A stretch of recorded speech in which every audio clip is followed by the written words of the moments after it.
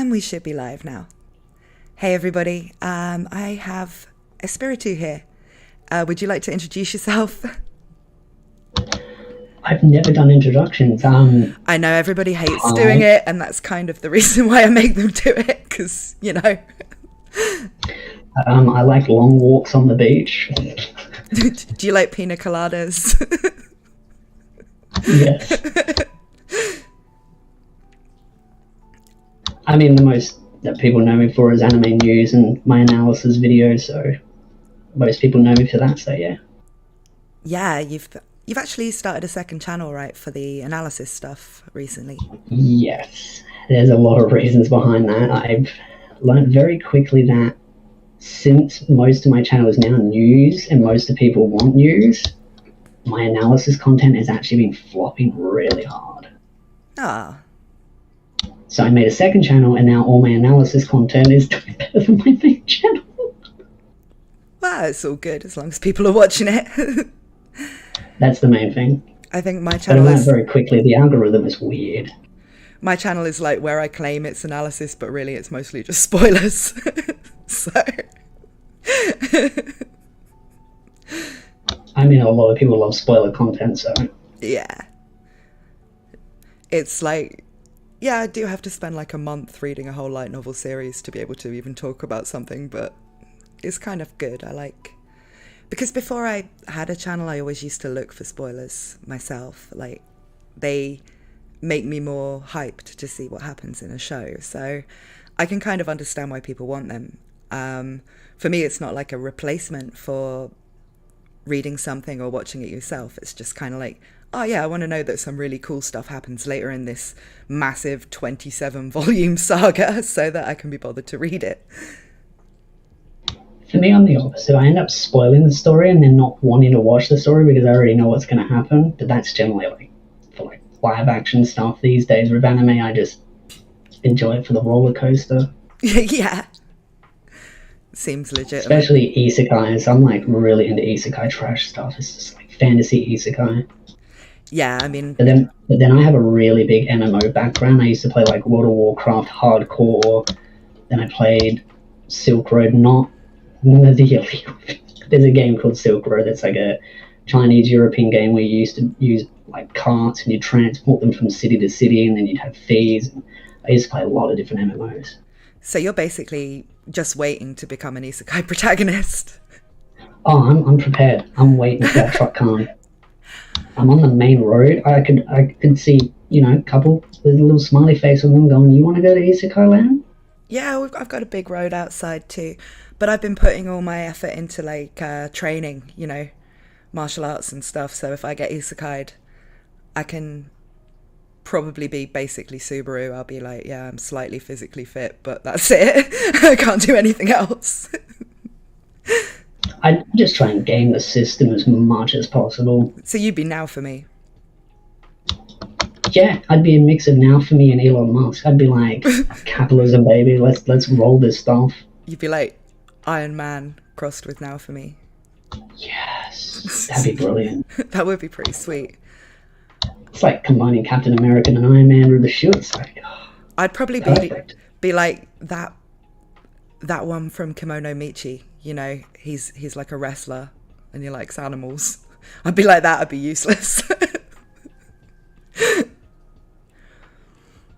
I would hate to be in a Subaru type world. That would be like nightmaric. It would be all right as long as you weren't Subaru. Yeah. Like, the ReZero world isn't that bad for most people, you know. That are still alive. Yeah, I mean, if you were like Priscilla or somebody, it'd probably be fine, but... I mean, I guess you'd be alright if you were friends with Subaru, because at least he'll do anything to keep you alive, but you'll never know that you died probably like 6 times in the process. Yeah, but who wouldn't be friends with Subaru? It'd be pretty chill, actually. Yeah. I don't know, like, which one would you, of all the isekai that you've watched, which setting would you say you would most, like, be able to make a go of it in? I mean, the Shield Hero world seems too easy, to be honest, even though they make it look really hard, but it's like, it just feels like the other three heroes are just incompetent morons. It does seem easy, but I think with Shield Hero, like the structure of the story is pretty much Zhanja, you know, like the Chinese novels. And I mean, I don't want to go all into this, but that's kind of how Shield Hero works. And so inevitably it will end up with people becoming gods, big god versus god type battles, you know, what you get in a Zhanja. So I think like Shield Hero, you probably have a pretty good time, but that's what I was thinking. The world is still like a bit screwed. I don't know. I would say it's the people that are really messed up. Yeah. I think Konosuba would be alright. Because it's like... That would just be like chaotic easy. Yeah, you've got the demon lords and stuff, but they're kind of fine when you get to know them, so... Yeah. Hang on, I just need to do a quick Ada. Thank you, Peanut8421. He says, absolutely love your channel. Your coverage on Jobless Reincarnation and Old Dragon's Tale was incredible. Keep doing what you're doing. I always feel like really bad, like reading out stuff when people are saying something nice about me. I feel like, it's like Christmas opening a present and then you get it and you're like, thank you, but I don't know how to say thank you. Yeah, that's why I started doing the Adas, because somebody suggested it when I was doing my birthday stream. And people were being very generous on that stream because it was my birthday. And I kind of like got embarrassed and didn't really know how to thank people. So someone said, just say Ada because it's funny. So I did that.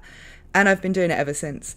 But when someone leaves a comment, you know, you want to read it out and then you realize it's like, you know, they're saying something nice to you. And you're like, oh man, I sound like Sin of Vainglory here.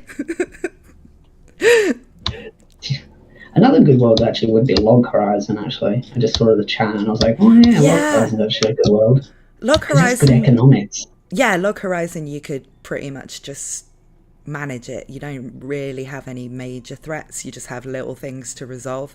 And that would be the same in any of those kind of recent ones like Realist Hero or... No, that other one wasn't an isekai, was it? The one that's a bit like that, but the Genius Prince one, that wasn't an isekai, so you can't go there. I keep calling it an isekai. Yeah, I mean, it's that style of thing, but I don't think you can be isekai'd as him, because he's a prince, so... I don't know. Yeah. maybe get the kind of the Jobless Reincarnation style, but just in a princess inheritance. Ah, yeah. Yeah, I guess you could be reincarnated as him. Another one that would be alright would be the Assassin Aristocrat. Because you don't, it seems like of all the other people that were isekai'd there, you don't really have to actually bother with the whole killing the hero thing. The main character seems to be the only one that's actually taking that seriously. And the other people that were isekai'd are all just kind of doing whatever they want. They're either dead or they're on a holiday. Yeah. So I think you could probably just chill in that world and just start a business or something. I would say this isn't an isekai, but it is in the fantasy area. Danmachi would be pretty brutal. Danmachi would be hard. I mean, you'd have to have a good build to get a good experience. But you'd also have to be really lucky as well, because you don't really get to pick very much in it. It's more just chance. Yeah. And I don't know though, in Danmachi, if you side with the right gods, you probably got, you know, a decent support from that. As long as it ain't Freya. Which would mean not Hestia, but... or Freya. I feel like if you were in Freya's family, you would get beaten up by everyone else. Yeah. I think I would go with... Man, I can never remember the names because I don't really know shit about like Norse mythology and stuff. So whenever I'm watching Danmachi, like my boyfriend will be like, Loki. "Oh yeah, this character means this, and this one's this one," and I'm Loki would probably be the best familiar. I don't know. I like that one that's like the blacksmith. Oh, Hephaestus. Yes, I would be in hers. I think. I don't know why. I just think she's cool. This leads into another good question for you. Are you going to be covering Danmachi and Overlord or just Overlord next season? I'm definitely going to be covering Overlord. I figured you would be. Danmachi is going to depend if I have time to read the novels because I haven't read them yet. I'm anime only on Danmachi. It's a lot of work. And I do like it, but my interest in it kind of dips between the seasons. Some of them have, the first season I really liked, the second one, the third one was all right, but you could say the same for Overlord, where the light novels are actually really good. So, I definitely want to give Danmachi a chance as a novel series, but it's all about timing, really. Is a lot of reading. It takes months. It takes like a month to get caught up on something normally, unless it's something with only a few volumes. Well, there's enough volumes in the main series to keep you busy, and then there's the side stories, which is all of Eyes' stuff, which is even more stuff on top of it, and then you've got all the side story stuff. And then if you want to do Overlord, those are thick volumes. You can kill some of those books. I've already read most of Overlord though, so I'm lucky. ready for that. But it's I think I've got a couple of volumes left to read. But I was going. There are 2 more volumes coming out this year. Yeah, but I mean that won't be in time for the. They're coming out at the same time, but the fan translation will be what you'll be waiting on. Yeah, hopefully somebody is on that. I mean, with the light novels, we've already got the translations of the current volumes, so where there was a big break between them. So it's kind of like I don't really know what the go-to place to get fan translations of Overlord is. I'll have to do some digging for that, but I'm considering actually reading Classroom of the Elite and maybe doing that. I don't know. That'd be a good pick. It's kind of outside of my usual thing because I normally do isekai, but and like over time, slowly, I'm working my way through the Tuaru series, but that's huge. So won't be making any content from the position of knowing everything in it for a long time because I tend to read one thing and then go back to Index for a little while when I've got some time. It's a lot of reading in this job. Oh yeah, I've been mostly rereading Overlord again, ready for the next season and the 2 volumes. Yeah, Overlord is so well written though. It is. He's very good at reading. It just feels like when reading it's like cream. It's just so smooth and easy to go through. Yeah, it's like the darker parts in Overlord as well are really, they've got like a really nice mood to them. You're reading it and you're like, yeah. When you watch the anime, it's all a lot more wacky, but I really, really enjoy the light novels of Overlord.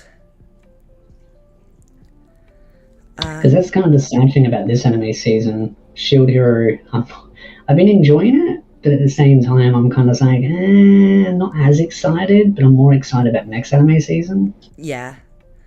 I mean, there's a lot of good shows this season, and for me, like, normally once I've read all of a series or up to date on a series, the anime to me kind of becomes like bonus content, if you know what I mean. Like I'm no longer that excited about a new episode of it. I just kind of like, there's a few things I wanted to see, and the Shield Hero anime has, I mean, I get why they cut a lot of the training stuff at the beginning because it wasn't the most interesting thing. It's all really set up for later, but then they cut a lot of the action too.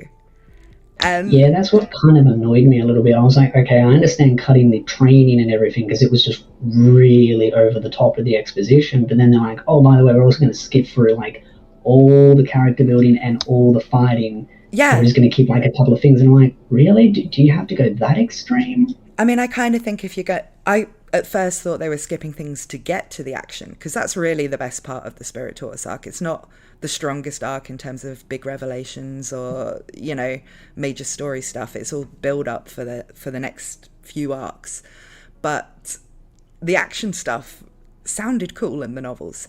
I mean, I'm one of these, I have the weird brain, I have aphantasia, so when I read things I can't really visualize them. I don't have a visual imagination, so if you want me to imagine what like a tortoise the size of a mountain with multiple heads fighting a massive bird looks like, I can't do that. The anime needs to show me what that looks like, I want to see a big bird fighting a big tortoise, and didn't happen. I kind of imagined it being a lot bigger than what it compared into the light novels, because like in the light novels it made it sound like there was a whole like village, like a small forest and everything there with a big mountain, and then kind of in the anime it just felt like small. And also the bit where they're inside it, you know, when they first meet Glass and Lark and everybody, I like pictured that in a way as being a bit like the Binding of Isaac or something. You know, they're like fighting all these weird like platelets monsters and, you know, like parts of the body of the tortoise that, you know, they have to fight, and there's it, you know, they're inside like a fleshy kind of place, and they keep getting lost and stuff. And then in the anime it's like they're just in like a cave, and then they're in the squishy part for like a few seconds and they don't get lost, and it's all really easy. Everything Actually, just seems too easy. Me of Jubba Jubba from Legend of Zelda, Ocarina of Time, where you go like inside of it and then you got to kill like bacteria and like find little hidden passages. Yeah, I haven't played that, but you know, I was saying Binding of Isaac just because that's one game where you are inside of like fleshy places fighting these weird little monsters like that, and it seems like that kind of idea, it probably is more likely to have been inspired by Zelda, but it's like I wanted to see those bits, and yeah, they weren't there. It was all everything looked super easy, barely an inconvenience really. I definitely think they're really trying to skip to the next arc, which, as I call her, Rex Hunt, because that's an Australian reference, but I'm looking forward to her because I love fishing. Oh, so right, I'm just like, yes, bring the hunter hero, or hunter, whatever, call her. Yeah, I really like her as well. It's nice to see a hero that isn't a jerk at the start as well. That is a good point. But I do think that's one of the reasons why people are not as interested in the story as well, is because the revenge arc at least feels mostly completed without spoiling what happens later on. Yeah, and I think that is something, you know, where I was saying earlier, you have to view Shield Hero as a Zhanja story. It's not a revenge story. It just has that in it. You know, those kind of stories always start with somebody being knocked down to the bottom and then rising right up to becoming a god or something like that, you know, something beyond what they could ever have imagined at the start. And the process of knocking him down did create a revenge story, but that's not the point of the story. It's not redo of Healer, you know. Exactly. Because I feel like if a lot of people are only interested in the revenge part, people are going to be so pissed at one of those volumes. You know which volume I'm talking about? The redemption. The redemption of the other character. Yeah. Yeah. But I think that's cool. I like that bit. The Wizard Watson. Yeah, I really like that bit. I really like that volume because it was a good kind of like wake-up call to him. Yeah. I think people will find it maybe a bit of an arse pull because it does happen quite suddenly, but you know, I think it will be something that people enjoy. I think so too. I just need to do a quick ara. Thank you, Johnny Bravo. Let's have a look at the chat. Let's see what people are saying. A lot of people not really that impressed with Shield Hero Season 2. I think that's not really much of a surprise. I think most people are in agreement that Shield Hero Season 2 is definitely, right now, lacking. But I don't think it's like worst anime of the year or anything. It's nowhere near that. It's nothing like the Promised Neverland sort of level of, you know, people like to blow things up as, oh no, it's bad now, it's like the Promised Neverland. It's more like just a weaker season, you know, like Danmachi Season 2 or something like that. It's, you know, it's not like this whole series is going to be trash now. Maybe if you were only interested in the revenge arc, but in that case, that was never what the story was intended to be. I just noticed a lot of my comments are heavily into the revenge arc. They're like, oh, well, the revenge arc's over, so I don't care anymore. And I'm like, that wasn't really the core of the story, though. I've seen a couple of those too, and I'm like, well, you know, redo of Healer exists. Go and watch that. And that is true. I see so many people still asking, is there going to get a season 2? I'm like, you keep dreaming. Let's see. The Spirit Tortoise arc would have been better if it was Attack on Spirit Tortoise by Erwin Smith. I miss Erwin Smith. He was actually my favourite character in Attack on Titan. I think one of the biggest issues, and I saw this in a comment, I don't know if it was in the chat or in my comments, I can't remember now, but someone brought up about the fact that the fighting with the minions wasn't there, so it didn't really add a lot of the power that the tortoise has.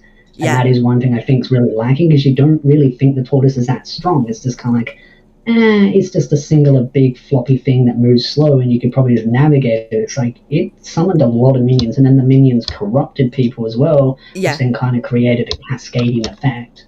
And that one attack that it has that now for me just had to tank a bunch of times. It's like, you didn't see that struggle in the novels. That was a really big struggle for him. And, you know, there was that sense of being up against something really colossal that without some kind of... And this technically isn't a spoiler, because if people have watched the latest opening, the trailer for the next episode, KFC will be their next episode. Right.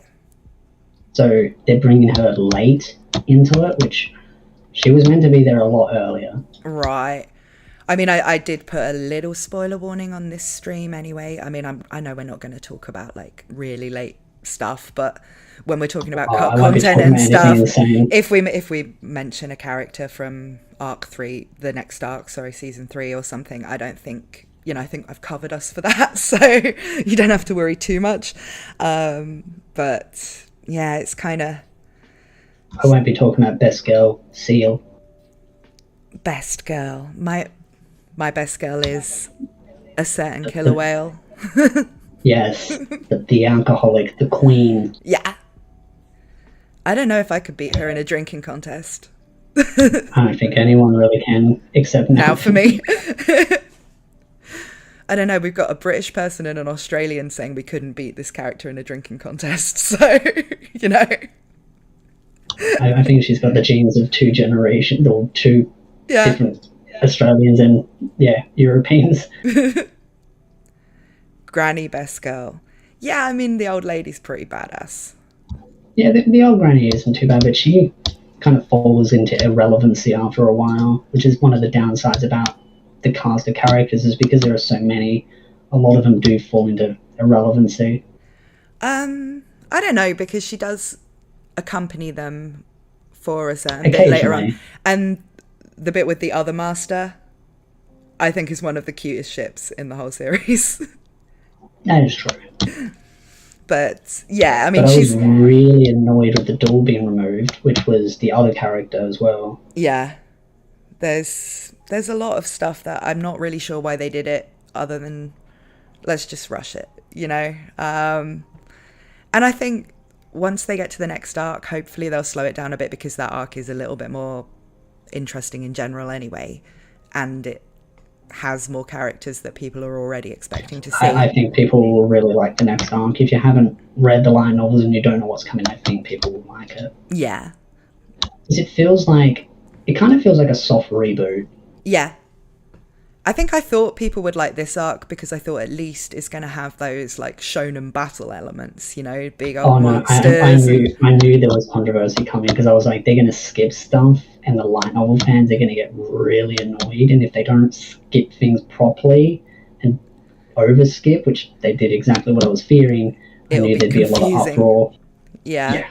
Which was rubbing my hands together going, yes, lots of content to make. I mean, I was watching it with an anime only, and, I felt like I kind of had to explain a lot of stuff after each episode, which I don't mind doing, because I'm one of those people that if you have to live with me, you have to put up with the fact that I will spoil things all the time. So I'm really bad at it, because I get way too excited, and then I'm like, I love like telling people stuff. But me and my boyfriend, he tends to like read ahead on stuff that I haven't read ahead on, so he gives me spoilers too. Like we're watching Spy X Family, he's read that. He's always telling me like, oh, there's going to be a dog later on and stuff, like I'm like, okay, cool. But I will say the one thing I hated was when Jabba's reincarnation was airing and people spoiled so much of that. I did that though. That's like all my videos that season. But I mean, you can at least avoid your videos. My comment sections were like deliberately dumping like, in volume 3 review, what happens in volume 12, and I was like, are you...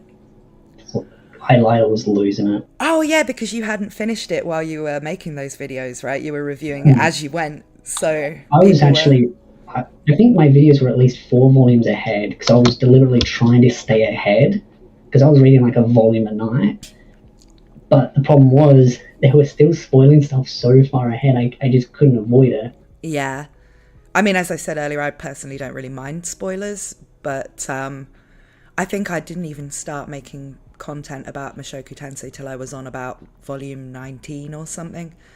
You know, the one where the translation gets all dodgy. I think what annoyed me the most about the spoilers for Jobbers was when I actually got to volume 12 and I did my review, I didn't really care about what happened because I already knew it was going to happen like 8 volumes ahead. And then someone got really angry at me. They're like, why weren't you more emotional about it? It's like, because I knew like a year ago it was coming. Yeah.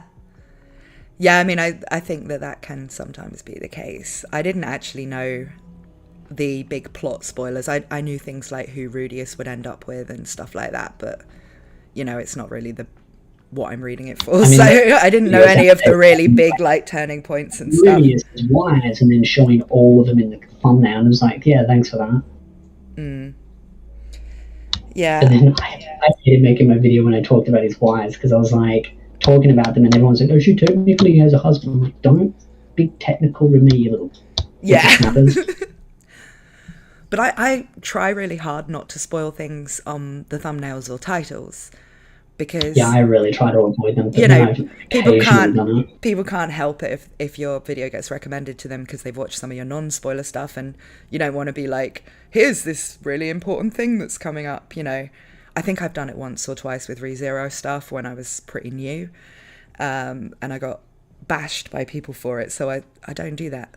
I try and make sure, you know, like I made a video about future characters in Mushoku Tensei, and I kind of had to refer to them in a way that wasn't a spoiler, because they're not just random characters, you know, they're relatives of Overlord this season. Relatives There's going to be so much rage at the end of this season.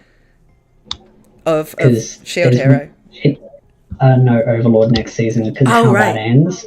Right. Because something happens, and it's like, it will leave it on a cliffhanger. I know it will. That's why they're going to do it in a movie. They're doing the movie, so it's the arc was too long to do in a season. Like, that's a big well, technically it was meant to be 1 volume, but then it got split into 2 volumes. Yeah. So which is happening again anyway. That's the thing, he just writes and he writes and he writes and he writes. Yeah. And then he says he's going to cut it short, and then he makes 2 volumes instead of 1. It's like, okay. I feel for him, you know, like he's sort of often talks about how he wants to, once he finishes Overlord, he just wants to go back and have a normal job again. And I'm like, as someone who used to be a novelist, I'm like, yeah, I can see that. It's actually funny because one of my friends just got a job, and I'm like, so you're going to become a manager soon? They're like, oh, you never know. And I'm like, well, good, get me a job. And they're like, wait, don't you do YouTube? And I'm like, yes, and they're like, don't you want to be? I'm like, no. I mean, I haven't written a novel since the start of lockdown, so I don't even know if I can call myself a writer anymore. I'm just a YouTuber now, but it's kind of like, I get it when I see light novel authors, especially because of how prolific they are. It's like, I can get why you would be like, that was my dream, I wanted to do that for a living. And then when you get to actually do it for a living, you don't want to do it anymore. Yeah. I mean, I've been doing YouTube for about 4 years now. It's actually, I think, almost my 4th year anniversary. I think I started around this time 4 years ago. And I thought, you know, oh yeah, it's going to have its ups and downs, but my God, did I not realize how much stress it was going to be. Really? I mean, I've only been... The algorithm just makes me want to rip my hair out. Yeah. That's why I started the second channel, because I wanted to warn you about your news content. I actually wanted to warn you not to do news content, because one of the reasons why I had to make a second channel is because my fan base became so split between analysis and news that the algorithm started punishing my analysis content, because like 60 to 80%, I don't know what the percentage would be, but I'm guessing, is there for news. Yeah. So people don't care for the analysis, so the system thinks no one likes it, so they downvotes it or down promotes it, and so it all flops. So I was like, that's how I'm going to have to make a second channel. The stuff for me that has messed me up last season was basically that I started doing readings of side content from Mushoku Tensei. I did Old Dragon's Tale and Jobless Oblige. And I have like, some of my audience really loved those, but they're obviously pretty niche content, you know. Not everybody is going to be, who subscribes to you is going to watch like part 13 of a reading of a prequel series from the web novel, you know? Yeah. And because they're literally readings, you know, people watch them all the way through. So to YouTube, they had like a low click-through rate, but very high retention. And YouTube didn't really know what to do with that. You know, it's like one signal that this is popular, one signal that this is not popular. And it just started like messing with everything I did basically at that time would only be shown to my subscribers. It was like, I was, you know, on the graph, it shows you how many of your viewers are new and how many of them are returning. I was getting like no new viewers. So on other videos, you know, I wouldn't expect to get a lot of new videos. That's actually what's happening with my main channel right now. Yeah, so it was kind of like I had to stop making those for a while. I still have a couple of chapters of Jobless Oblige left to do, but I'm not going to do them right now because I'm, you know, I had to rebuild my relationship with the algorithm with the Shield Hero content just to have my videos recommended to anyone who wasn't already watching them. So yeah, you kind of, it throws these weird things at you and you just kind of have to find a way around them. In your case, I guess making a second channel. In mine, it's just kind of like, that's not the content I really wanted to be making a lot of anyway. It was just kind of a fun bonus thing to do last season when there wasn't anything I was particularly covering. I was like, oh, you know, I'm sick of referring to old Dragon's Tale all the time in these Mushoku Tensei videos. I'll just read it out. So then if people want to listen to it, but it ended up being this whole thing, you know, like.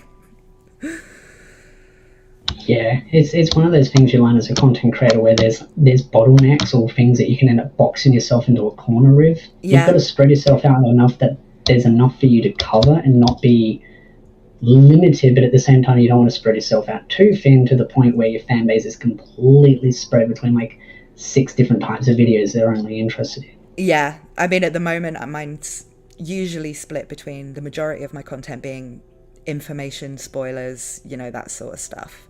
And usually with a focus on just 3 or 4 series.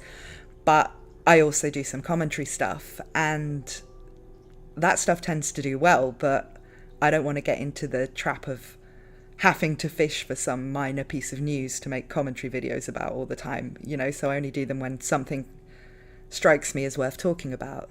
So that's the same issue I'm having with news content, is because I don't really want to make news for the sake of making it, like some other channels out there do. So I'm only like, I cover news when there's news to cover, and if there's minor news I kind of bundle it together. But at the start of an anime season all the way to at least 60% of the way through an anime season, there's never any much anime news, which is what I'm in right now, which is the drought period. Yeah. And it's just like, you just look at the views and the growth, and it's just like, oh my god, my channel's dead.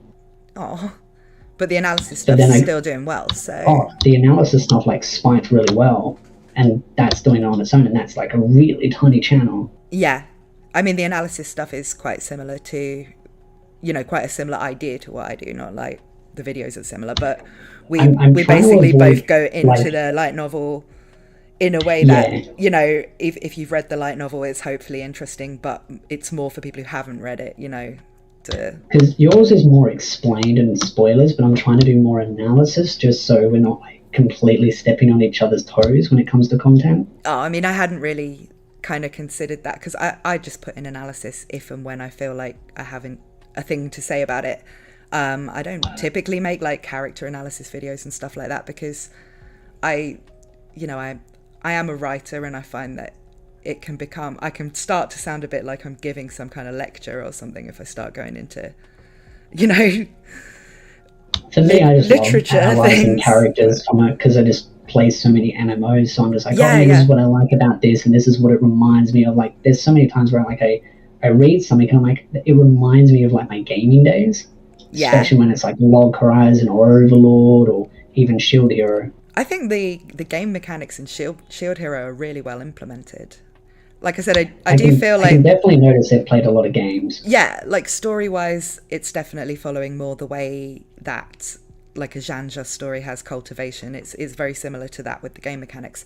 But they are implemented in a way that I think is quite addictive to read. You want to see what shields he's going to unlock and how he's going to use them and how they're going to stack with other things that he can do. And I like that, you know. Yeah. And in other things with a heavy game focus, you know, like in SAO, you don't have any of that. None of that makes a lot of sense to your gamer SAO's brain.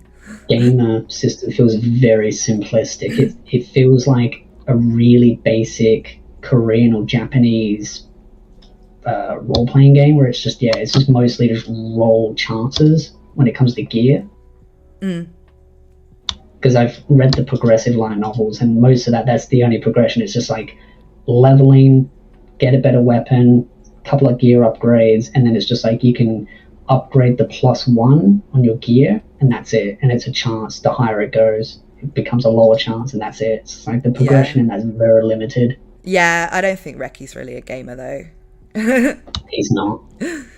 But then I could say something really bad. I don't think he's really a writer either. Yeah, I mean, he has some merits as a writer, and he does seem like a good guy. I don't want to like bash him He's gotten too much. a lot better. He's much better than he used to be, because in the early stages it was atrocious. It was all over the place. Yeah.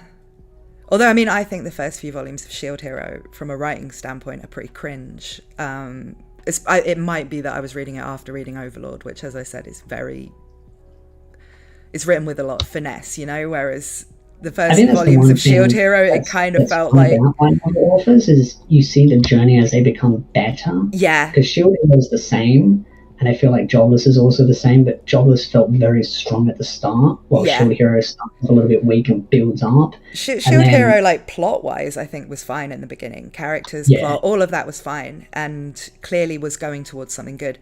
I said in one of the analysis videos I did about it that you kind of get the sense that it's a promising beginner in terms of the actual writing, but the strengths in the story crafting are still there, and the strengths in that kind of implementation of game logic and, you know, mechanics and things.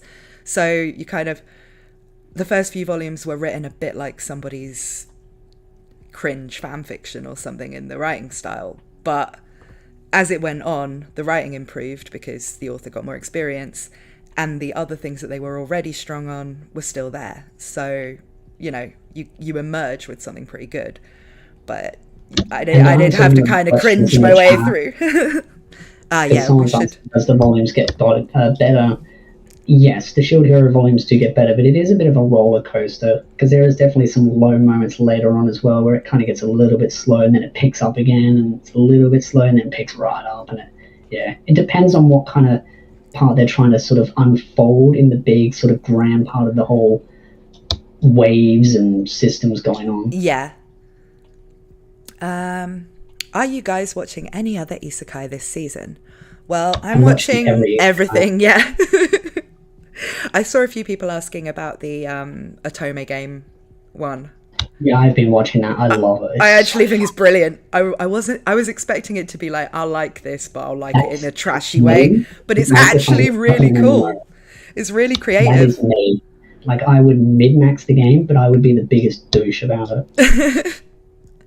I have actually heard some spoilers from it though, so I've read the manga, so I was after I watched the dub, and then it was like one subbed episode, because I like to play games when I watch anime. Yeah. And then I went straight to the manga, and I was just like, yes. Yeah. Beat them down. Tell this garbage. The first episode really won me over, because I was like, oh, this is probably going to be fun, but it's not going to be anything like particularly innovative.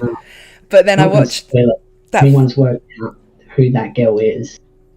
Yeah, that's the spoiler I know, so I think I would have worked it out by now, but somebody... It's really obvious. My boyfriend told me the answer to that in the first episode, so...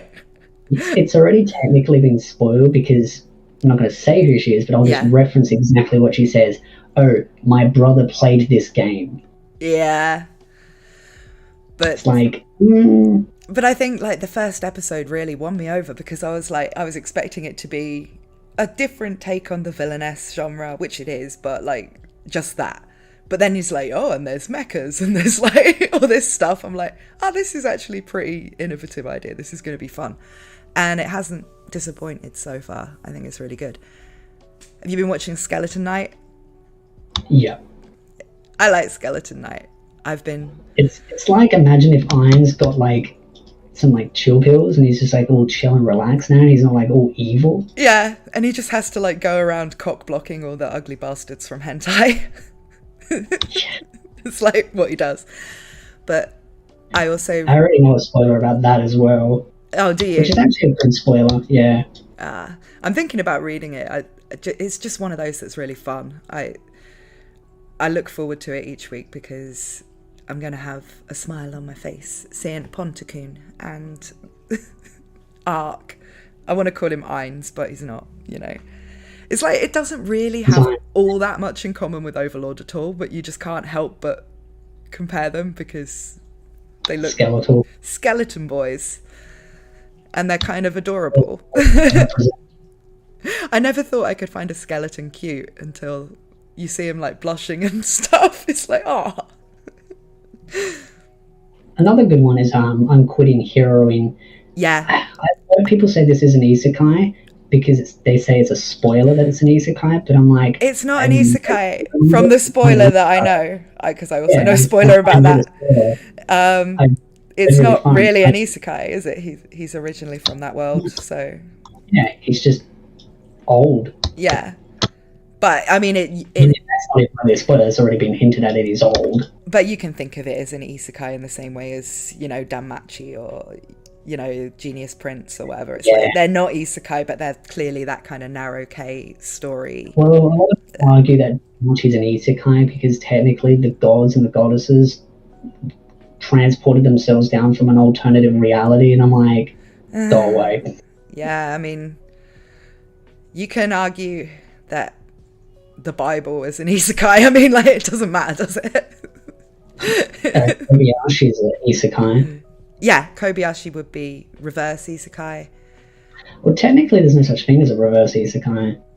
Well, I think, like, as a genre term, you would say, like, the devil is a part-timer or something would be reverse isekai. It just means transported to an alternative world. It never specifies what type of alternative world, but people kind of look at reverse isekai as going from like fantasy to normal.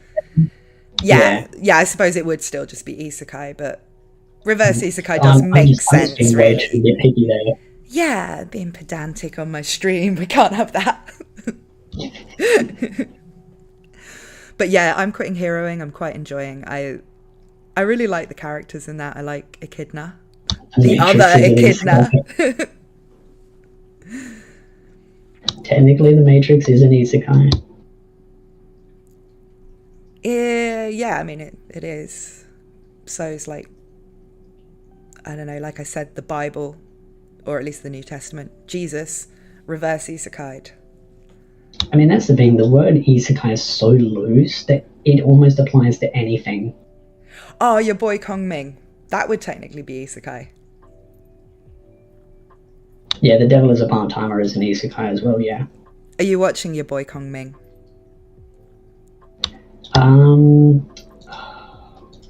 Is there an English name for that, or is that it? That is the English name. It's called like Pari Pipi Kong Mei or something in Japanese. I can't remember. It's like Kong Ming, the Chinese like legendary strategist from the Three Kingdoms era. He gets basically isekai'd to modern Japan, and he starts managing like a pop singer. That actually sounds kind of interesting. Yeah, I only started watching it this week, but I caught up on all the episodes. I was like, this sounds like something. I don't know how I missed this at the start of the season, because it sounds like completely brilliant, and it is. It's really good. Like, it's again, you could call it an isekai. It's not really, because he's just from the past, but he's reincarnated in modern times as like an adult version of his previous self. So, you know, he doesn't just get born as a baby or whatever. He's just wakes up in his like younger body after dying of old age. He wakes up in his younger body in modern Japan, and at first he thinks he's in hell.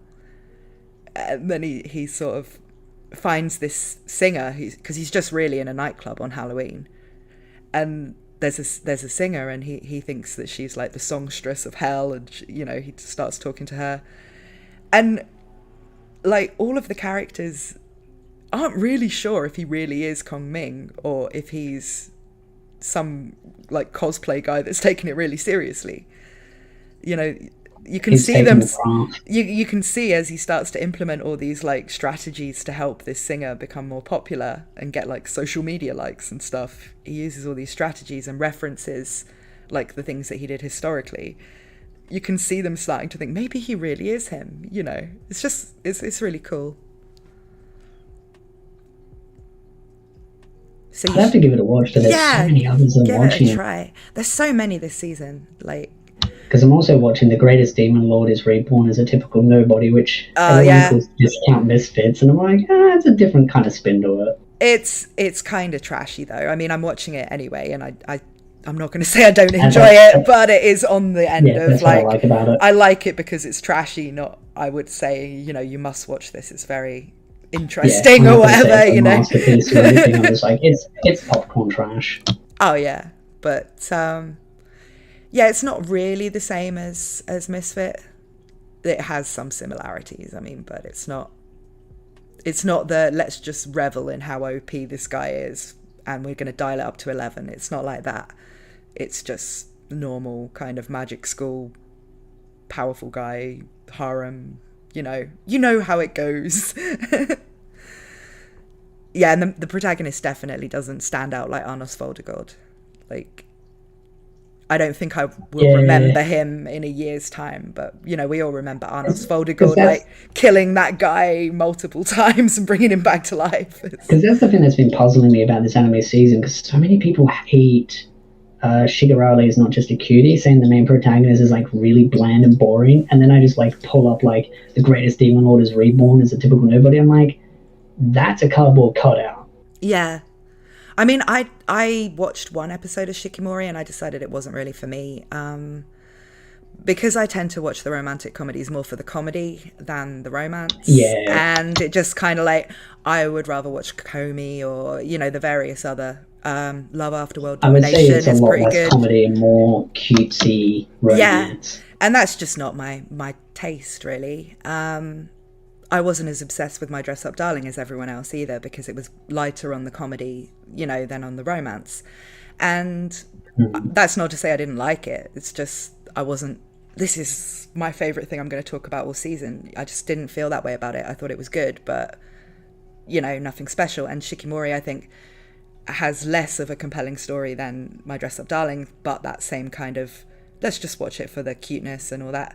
It's like I'd rather watch Komi, which is cute, but also has a bit more by way of comedy. So that was kind of my thing. I just wasn't really all that interested in Shikimori. I thought I probably would like it, but kind of like the first episode just didn't really do anything to make me think, yeah, I want to keep up with this every week and see, you know. I don't know. Didn't dislike it, but definitely didn't really feel like I wanted to stick with it.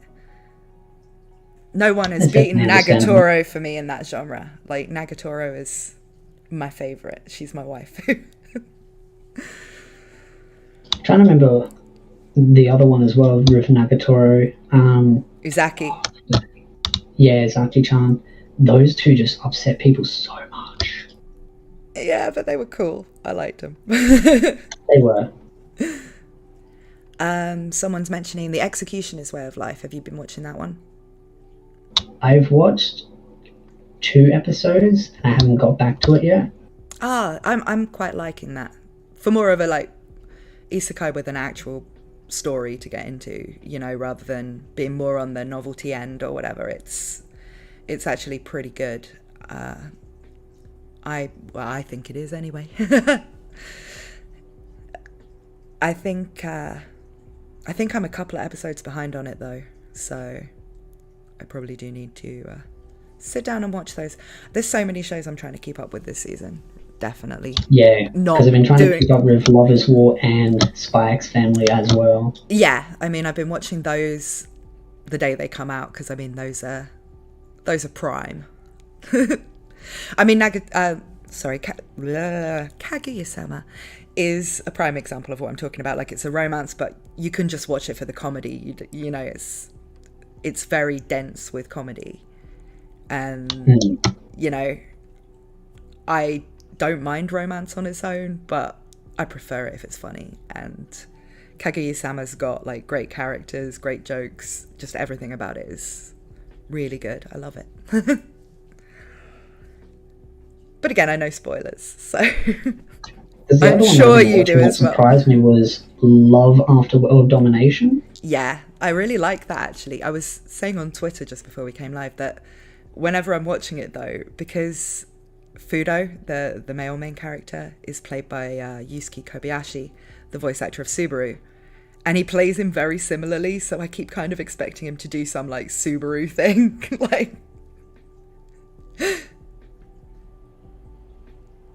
like just...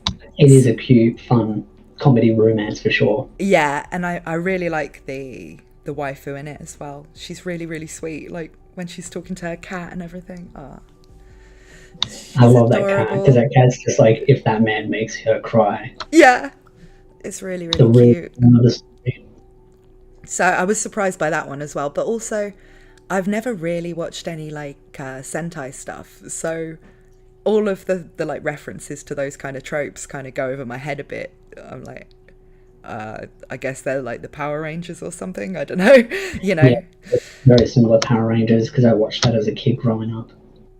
Yeah, I remember it being on TV when I was a kid, but it wasn't really something I ever watched. So I don't know if I was just like the wrong age group for it or something while it was popular, but never really knew anything about it much. And I mean, I recognise like the costumes. It's like that's what they're supposed to be referencing. But anything beyond just the visual look of them, I'm like, there's probably a lot of stuff in here that's going over my head. I had the same thing last season with Miss Koroitsu of the Monster Development Department. Did you watch that? Trying to remember it now.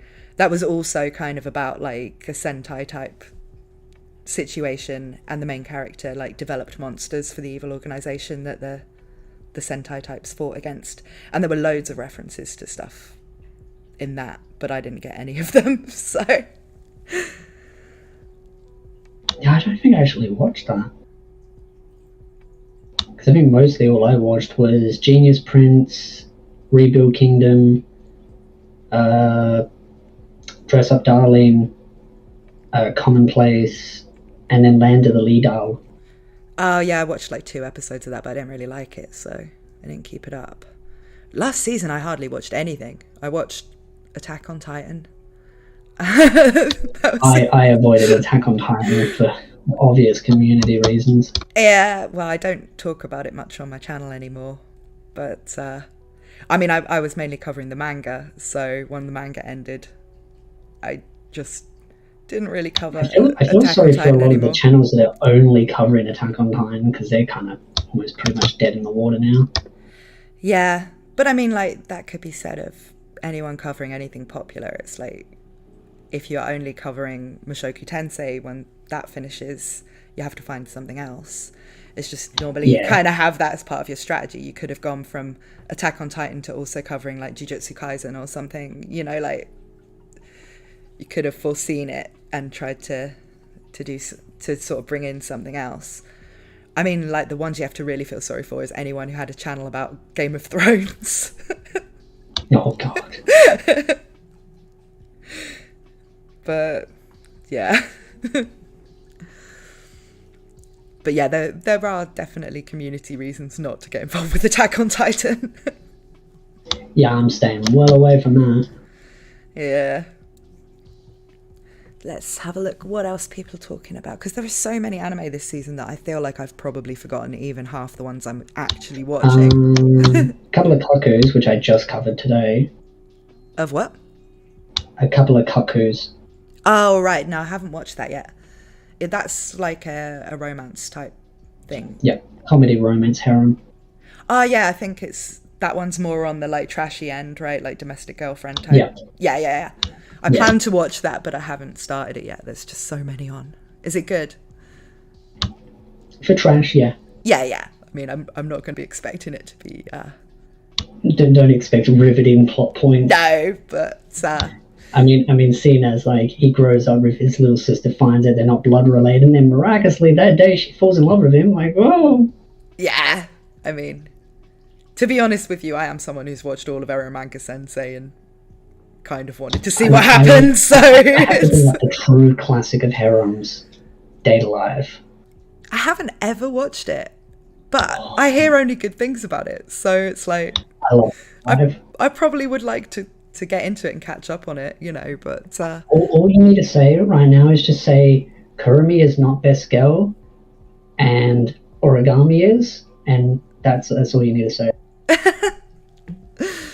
I hope you're listening. I want to see if the chat blows up from that. Because I don't know who you're talking about, where I've never seen it, but... for anime, he loves Kurumi. He's got like a $20,000 plus shrine of Kurumi.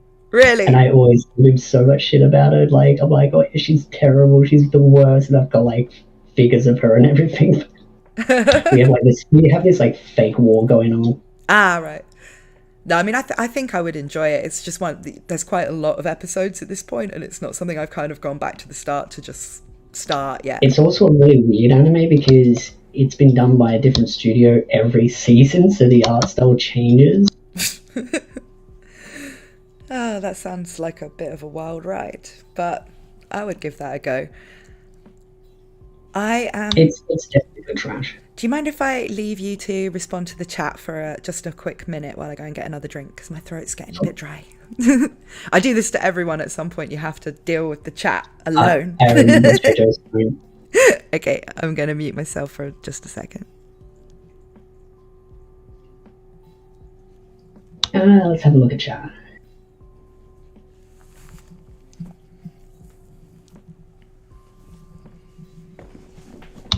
But yeah, who's best girl chat for Date Alive if you watch it?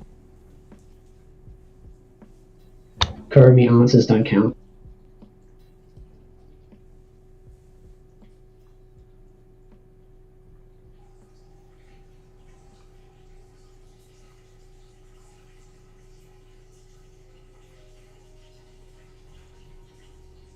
Origami is goddess. See, true culture right there. I mean, you just wait until, I wouldn't say it's season 4, but season 5. If season 5 does happen for Date Alive, oh, some of the spicy revelations. Oh, you haven't watched? I mean, I think with Date Alive, because there's multiple seasons of it, it's one of those where a lot of people that are probably new to anime or just haven't actually watched it, but multiple seasons have pumped out, that a lot of people just feel, it's too much to consume now.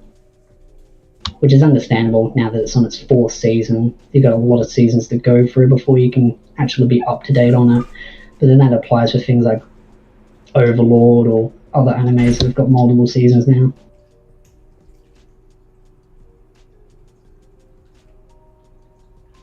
Any surprises for spring season for me? I would say the romance one between the villain and the hero, that cutesy romance. Also the isekai one with the sort of game where the main protagonist is a douche, the Otome game. I think those are pretty good surprises. I mean, I really love Spy X Family, but I knew that was going to be good. I mean, I didn't overhype myself, but I kind of had good expectations.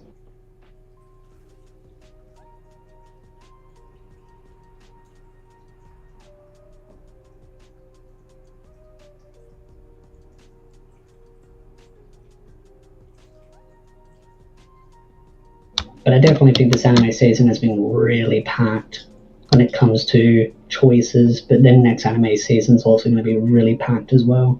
So there's never a dull moment.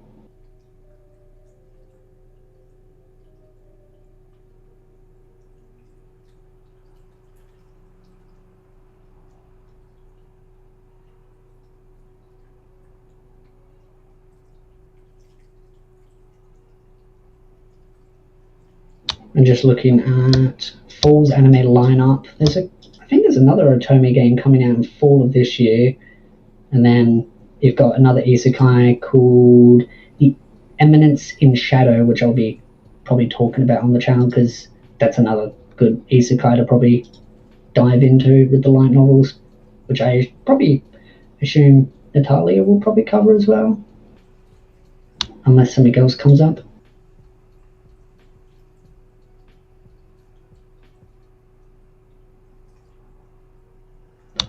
season 5 will be the best season for Date Live? Yeah, absolutely. Because that's when a lot of the revelations start to unfold. It really, that's the one thing I like about Date Live, is it picks up more and more and more. The stakes really start to get quite grand each season. It doesn't kind of dip down, it just keeps picking up the pace.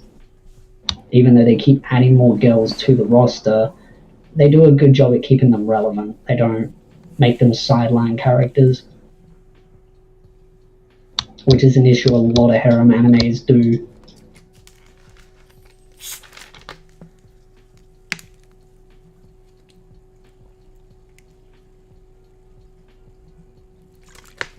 I am back. I'm sorry if I was staring into your soul there. Kono Veldorada. He points out that when I'm away from the camera, because my avatar is set to always look at the camera, it just goes idle and stares. It's probably very creepy. I was like, that just looks creepy, so I just kept Yeah, I'm sorry about that, everyone.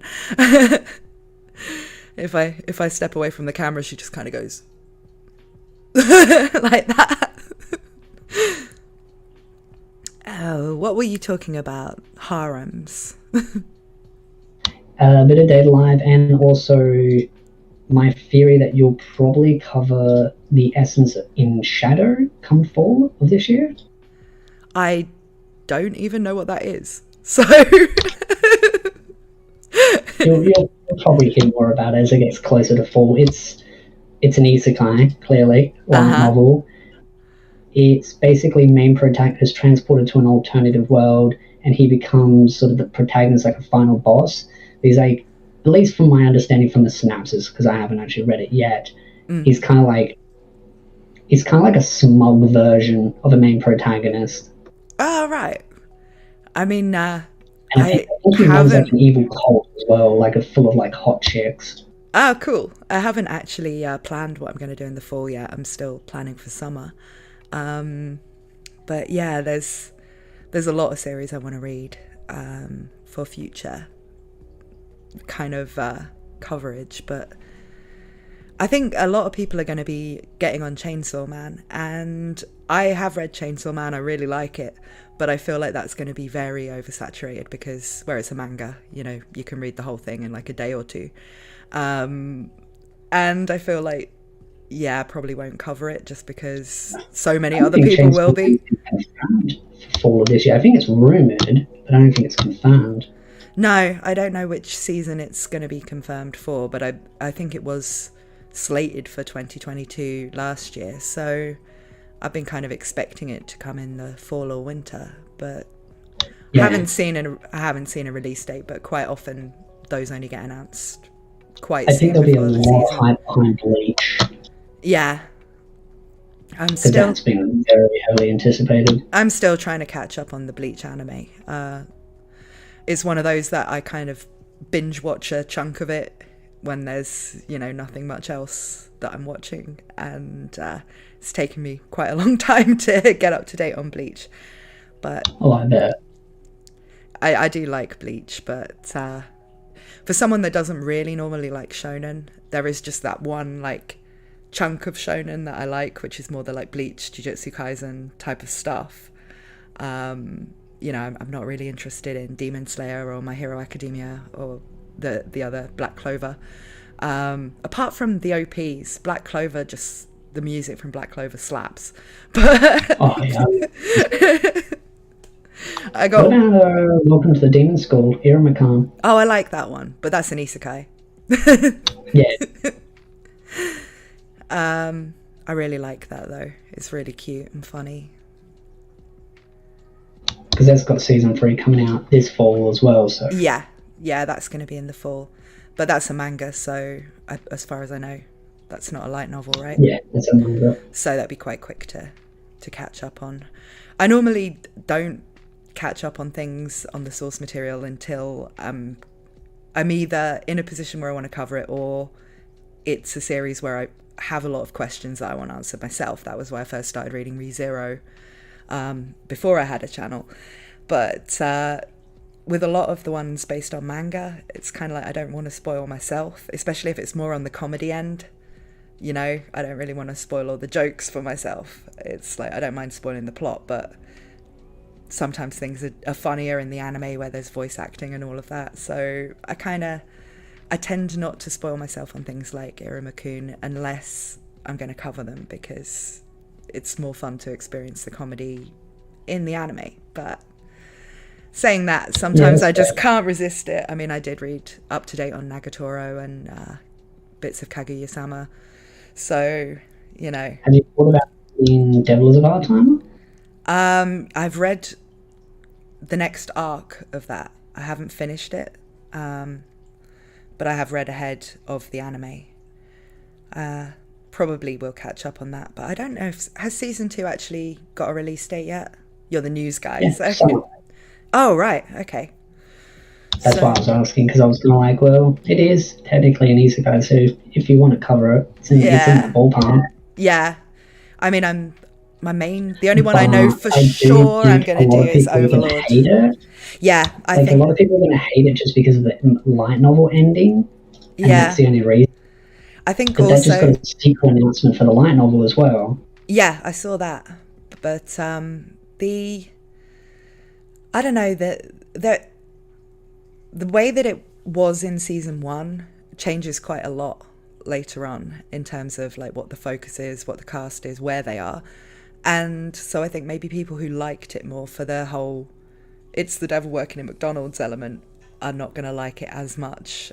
Kind of the same with Shield Hero, like people who liked it for the revenge storyline, you know. I think you're going to have the same sort of thing with The Devil is a Part-Timer. People who liked it for the kind of mundane aspects probably I mean, that's won't one of like the sad parts about animes getting multiple seasons is it loses its shine, because it's not got that kind of new cast smell, as some people like to say, where it's not like all new and shiny and everything, and then people kind of just stop caring about it. Yeah, I mean, for me, actually, I always prefer things later on, you know, when you already know the characters and there's already a lot of mysteries to be revealed. I actually prefer that to the beginning. I'm just getting tired of animes just being like one-note wonders or one-hit wonders, where it's just like one season, then you move on to the next anime, and it's like, do I have to read the source material? Yeah. Because I'm really slow at reading. So it's kind of like one of those, if I want to read something, it's got to be something that I really like. I mean, I can read pretty fast, but I don't necessarily have time always. I mean, when I was reading Mushoku Tensei, I was literally reading like up to 3 volumes a night. And that was all I was doing at night. You know, it was winter and there was nothing else to do anyway. But it's like I was basically spending something like 10 to 12 hours a day reading just to get caught up so I could make videos about it. And I'm that's not to say I wasn't enjoying reading it, but you know, it's like I have to really commit to something to get caught up in time to make content about it. Things that I'm just reading for fun, like Index, it'll probably take me a long time to get through, but I can read fast because that's something you kind of have to be able to do when you write novels. It's like if you want to write something in a new genre, you kind of skim read a bunch of stuff in that genre and just kind of work on figuring out the structure and all of that sort of stuff. But yeah, I'm very slow at reading, like very, very, very slow. So I use kind of like a cheat code to reading, which is pull up a PDF and get it text to speech. Yeah. And then run it on 2 times speed. I mean, and then I just sit there and grind in a game, and I just listen to it as I'm grinding. I can read pretty fast with my eyes, but it's also like if you listen to it, you can do something else at the same time. So, you know. And then for the that I don't support official releases, I always buy the physicals that I ever get a PDF of. Ah, right. I always buy the digitals because I've got a really cool ebook reader that you can write notes on and stuff. It's one of those like fancy things, and I just love having hard copies of them. I do read the hard copies from time to time, like if I'm ever like on a train or a bus or something, I'll pull it out and read it whenever I can, but it's just sometimes really easy to just pull it up on a PDF and just listen to it. Yeah, I don't really like have the space for a massive collection of physical books, and you know, when I do buy them, I have to buy them from the UK because I live in Italy, and so I buy them from the UK as well. Oh, do you? I thought in Australia you get that, because I mean here I can buy them, but they'll be in Italian, and I don't really want to read whole novels in Italian, so I have to order them from the UK, and so I do have some. Yeah, I get them from the UK, and then they just get shipped over. Only takes about 2 weeks to 3. I wouldn't have the patience for that. I'm just like, digital copy, I can read it now. Like, Or compared to my other options for hard copies, much quicker. yeah. I mean, like, It's like 6 months. that's why I don't really bother with the hard copies, though. I just, I don't really care about having them. I'll buy some, just for the artwork and just to have them on a shelf. But if I buy a digital copy, it's like when I was reading Mushoku Tensei, I was getting through them so quickly that I would end up like getting out of bed in the middle of the night at like 3 a.m. to download the next one, like to buy the next volume so that I could just keep reading it. I mean, for me, I'll read like a bunch of them at a time, and then I'll just order them all once I've read them all online. Yeah. And I just kind of read them bits and pieces later on, or I pull them up while I'm doing some research and just read them while I'm on the desk. Yeah. Because if it's just like paragraphs or a chapter that I need to reread, I'm like, it's easy. Yeah. But if it's like, read the entire volume, I'm like, all right, I'm too slow, it's too tedious, let's do this with the PDF. Yeah. Yeah, because of course you can search then and, Mm. But I like reading on my weird little device because I can just scribble a note down on a page if I'm like, I want to talk about this paragraph, so I have notebooks for all of that. I got like 5 notepads on my table. Oh man, I'm paperless office, man, using all the tech. I'm like old school. That's the weird thing. Like, I'm really tech savvy, and I've done like all my courses of through network security, teaching IT. But Yeah. I'm like, I don't like. I like to go old school because I'm like planning to buy an MP3 player and stop using my MP4 player because I'm getting so tired of having to put music on it in the slowest, tedious way possible. Oh, I remember having an MP3 player back in the day. I had one of those iPods. It was like pink. It was really cool. I left it on a plane. Oh. And then I just started using my phone after that. But yeah, the thing with my phone is they got rid of the music player and now I have to use YouTube Music, and I'm just like, no. See, I use YouTube Music, but I've got premium, so I actually favour that anyway because there's no ads or anything. So yeah, for me, I don't have unlimited internet because I live in Australia, which has third world country internet. Oh, right. So all my internet is much slower. The phone deals are a lot more limiting, so I'm just like, yeah. So you want the library of music on the device? Yep. Yeah. Because it's just drop and drag, and it's so much easier. I hadn't really thought about that, but yeah. That's why I get hard copies of things, because there Yeah. are times when the power goes out or the internet goes out, and if the power goes out, technically the internet goes out as well. Yeah. But if I lose power now, I don't actually lose power. That's good. I paid the price and got a battery. Wow. That's yeah, I hadn't really thought of Australia as being like that, but I guess it probably depends where you are, right? Yeah. In a big old country, I suppose not everywhere's like served as... I'm in between the country and the city. Right. And then I go to the country every now and again to do yard work for my mother. Yeah. For what stuff she's got out there. So I'm used to the country kind of stuff. Yeah, But the weather over here, it can get quite intense. Hot. Yeah, it can get quite intense, and then there's a lot of power blackouts. And so when the government was giving away a lot of free money, I was just like, I'm going to snatch that away. I'm going to buy myself a battery pack. That seems legit. I mean, good use of it. Yeah, I went halves with my mother. I was like, yeah, let's just pay halves. I think actually even here, like, Italy's not a very big country, but there are like... My dad lives in Tuscany, right out in the boonies, and when I go and visit him, it's like, why is your internet so crap, Dad? Like, because I live in a city and mine's all like fiber optic whatever. It's like, I mean, I still remember the dial-up days. That's how not far away it was for us. Well, We're maybe I still remember the dial-up days, but that's not because it wasn't a long time ago. It's just because I'm old.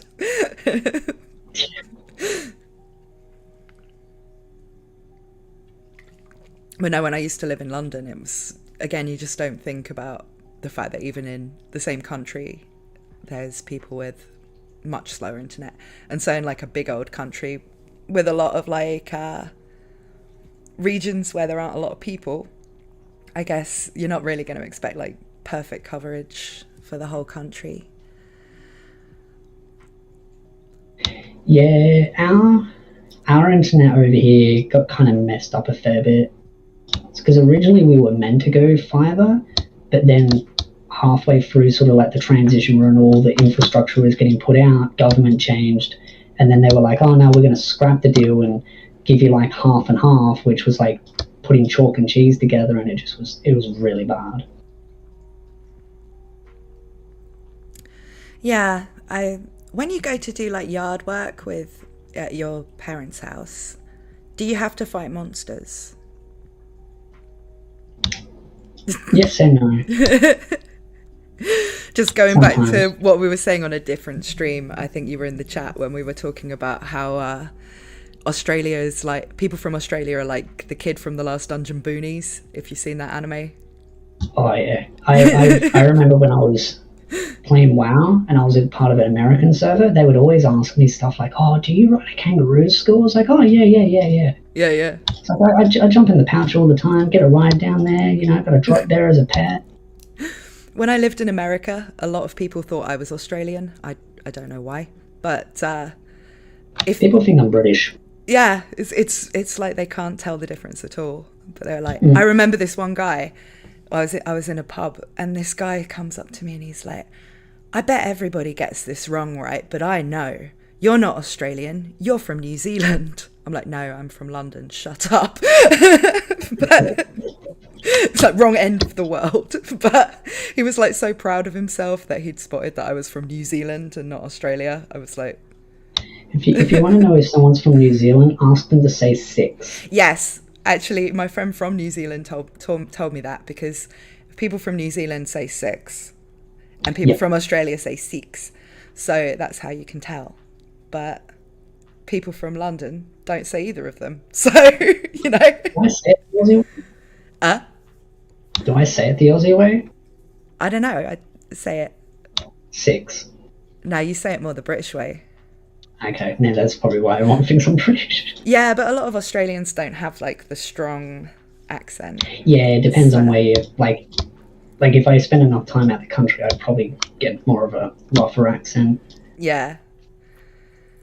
But, I mean, like, there is a difference. It's just kind of like most people can't tell the difference between Canadian and American. It's not really like a huge enough difference. I also tone the accent down a bit because there's a lot of slang in it, and I know YouTube have a tendency to demonetize, especially swearing. Certain word that Australians like to use a lot that is considered quite a hardcore swear word in America. I think it's the C word, isn't it? Yeah. Yeah, a lot of people say it over here.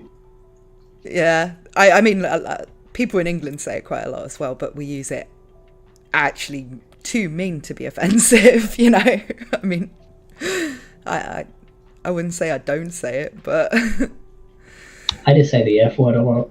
Yeah, no, I mean, I do too, but I try not to swear too much on YouTube, just because I'm not quite sure what the threshold is. For those of you who don't know, when we upload videos to YouTube, it lets us declare, whether or not they're suitable for advertising. And obviously we want our we can videos do a self-rating system. Yeah. And obviously, like, we want our videos to be monetized. So, but the one for language is kind of like, there's the bottom level of, you're allowed to say the F word a couple of times in the video. You're allowed to have like censored swearing in the title. You're allowed to say it after like a minute or 30 seconds. It's like after a minute or 30 seconds, you can use it a few times. But because it's quite vague, it's like, I'll say it maybe once, maybe twice, if it's absolutely necessary, or if I just feel like it adds something to a joke I'm making or whatever, I'll swear. But then I wonder how many times I can say something that YouTube considers swearing. Like if I'm talking about Shield Hero, I wonder how many times I can get away with saying bitch, before I'm supposed to kind of... Yeah, I just refer to her as you-know-who. I normally call her mine, just, because I don't want to say bitch or whore too many times and touch YouTube's no square, but I also don't want to say multi because I think it's a stupid name. So Every time I think of multi, I just think like molting like a cat. yeah. Like their fur's molting. Or I I'm think just like, it's such a weird word. I think of it like as a way of describing like some beer or something. This beer is very malty, you know, like, or melty. I don't understand why melty is a name that Japanese people think people have. Because it's not just in Shield Hero either. Name. It's not just in Shield Hero either. It's in the ReZero Prophecy of the Throne game. There's a character called Melty. And it's like, is it like they've misheard Melody or something that is a name? Or are they think Melty, the word Melty is just like a cool thing for someone to be called? It's also annoying that they call the sisters Melty and Multi. It's like, could you like give them something a little bit different so I don't accidentally call them the wrong name? Well, you could say that about Rem and Ram. Yeah, but they're like twins. Yeah, but you got Blue Sister, Red Sister, one with an A, one with an E. True. It's like... But I guess I'm more... I like Rem and Ram more. Maybe. Yeah, I mean, I don't really like Melty. Obviously, I don't like Multi. Nobody likes Multi. That's the point of her. But Melty kind of... It's one of those tropes that I'm not really keen on. That kind of slightly bratty, bossy kind of kid that, yeah, I don't really like her. But, you know, a lot of people do like her. But I'm not afraid to say I don't like her. Because I don't like Petra from ReZero. I don't like a lot of those, like, little girl characters that you're supposed to slightly feel sorry for, that are kind of nice, but yeah, that's just the kind of archetype that annoys me a bit.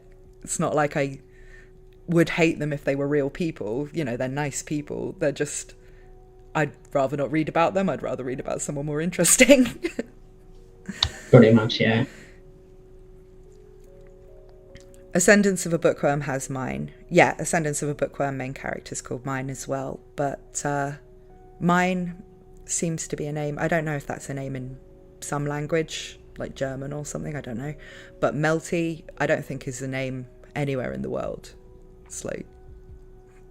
It's actually really funny because a lot of people are like, why does that anime not get much attention? It's like, it's because the studio keeps copyright claiming everyone. Yeah, I'd only actually heard that from Jojo, from Jojo Talks Too Much. I was planning on covering Ascendance of a Bookworm, but when I talked to him,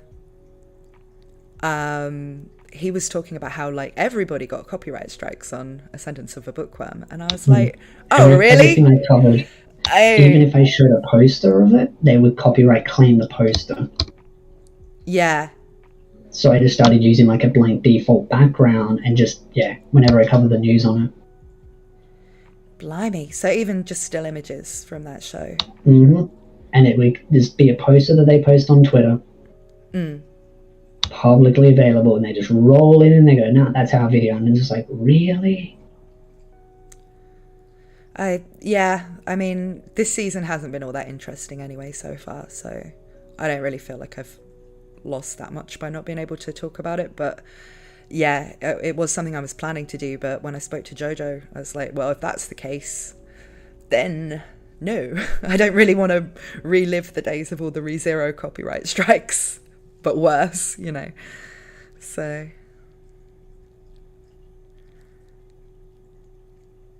but there's been plenty of stuff to cover this season anyway. Oh yeah, it was just one that I had enjoyed the previous 2 seasons of and thought, you know, that'd be nice to talk about for a change. Maybe I'll get some female viewers if I talk about that one as well.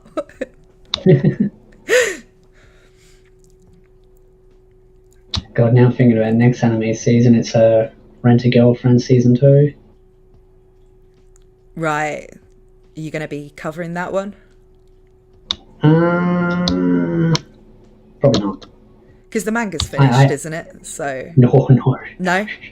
Am I getting it? Oh, I'm getting it mixed up with Domestic Girlfriend. Just yeah, Rent a Girlfriend will never finish. We'll be dead before that manga finishes.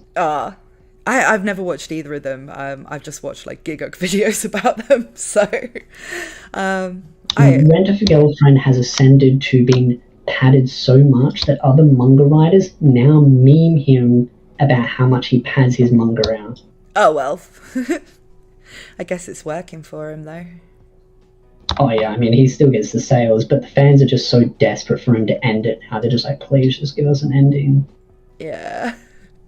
Then just 50 volumes later. It will outlast One Piece. Oh my god. And it's just like a which harem girl will he choose kind of thing.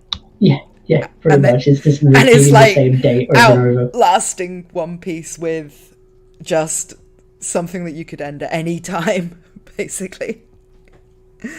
Pretty much. Apparently they're doing a time skip now or something, and I'm like, really? An epic story for the ages. But Rentico will have 1,000 chapters at this point. Yeah, they probably will have more than that. Well, that's nice. But it sounds like nobody actually likes it being that long, though. I mean, like, if the fans just wanted to end, fans just wanted it to kind of like at least like just give if us some closure. If it was going to drag out that long, give us like a good story, but not just drag it on, because it's just kind of going around in a loop now. Yeah. Well, I never started it. It's probably I'm not sure season why. 2 will be good. I'm not sure why. It's not like it's the kind of thing I don't watch. It's just kind of like, I think at that time there was a lot of other stuff on and I just didn't get into it. But yeah, I guess I won't if it's just getting into decades worth of filler. Yeah. I mean, I think next anime season, I think the big heavy hitters are going to be Overlord. I forgot it. Classroom of the Elite. There we go. Brain fart. And then Damachi. And then probably, even with the light novel ending, Devil is a Part-Timer. Yeah. I think Devil is a Part-Timer will probably be an interesting one. It could go either way because it's been so long since season 1, but at the same time, season 1 is kind of one that a lot of people are pretty fond of. So it's going to really depend on how much of the audience from the previous season is still watching seasonal anime and still kind of hyped for it. And a lot of the newer audience just won't have been around for that, but I think people have talked fondly about The Devil is a Part-Timer enough that most people will have checked it out, I think. And next season's controversy, I'm predicting, will be Call of the Night. Right.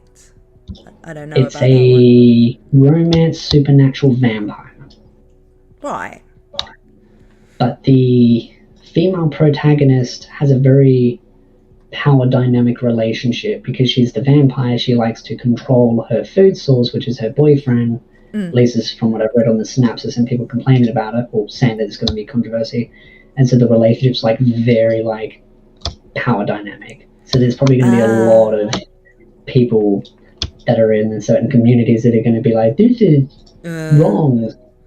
I mean, that almost makes me want to watch it because normally I don't really watch it because of that. I don't really like anything with vampires. I just don't really like vampires. So normally I wouldn't bother with that, you know, but now I'm like, oh yeah, I'll watch that. Oh yeah, Made in Abyss. That's in the summer. Yeah, Made in Abyss. Yeah, that's coming out as well. There's also a couple of other romances coming out as well. There's some harem ones, a couple of isekais. See, I really like Made in Abyss, but I feel like I like it for a completely different reason to what most people do. You know, like a lot of people are quite invested in the characters and all of that. For me, I just want to know what's at the bottom of the hole. That's literally the reason why I watch it. It's like Erin's Basement to me. I want to know what is in the bottom of that hole. What's in the box? Yeah, it's just a mystery box show to me. And then the trashy romance will be My Stepmom's Daughter is My Ex. Oh yeah, but who's gonna not watch something with that as the title? You know. Exactly. Gotta watch that. People talking about Made in Abyss will be controversial. I don't know that it will be more controversial than it has been so far. I mean, it's just more of the same, really. I mean, maybe people might try and stir up some drama. It really depends on what hits really hard. Overlord will be controversial at the end of the season. I don't know that Overlord will, because it's a season 3 of something that hasn't really been controversial so far. I think everybody watching it, like if you're watching A lot of people season got really 3, upset at season 3 with the oh yeah, tomb arc. with this CGI and stuff being a big Oh no, letdown. talking about the adventurers that went in the tomb and how the little girl got killed, and everyone got upset about that, but no one gave a shit about the other 3. Oh right, okay, yeah, I That was didn't so notice funny. that controversy. Oh, it was so dumb. I was kind of thought like Overlord wasn't particularly controversial, but if something controversial happens in season 4 of something, even if it's something that the Twitter types are going to go off about, they're not normally watching season 4 of something. I think if it causes controversy, it's going to be over the Holy Mace. If you know the reference. Yeah. That will be the controversy. I could see if they that, do it properly. But I don't think that there's going to be any mainstream controversy from Overlord.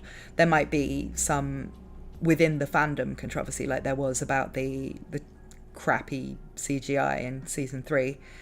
There might be some of that.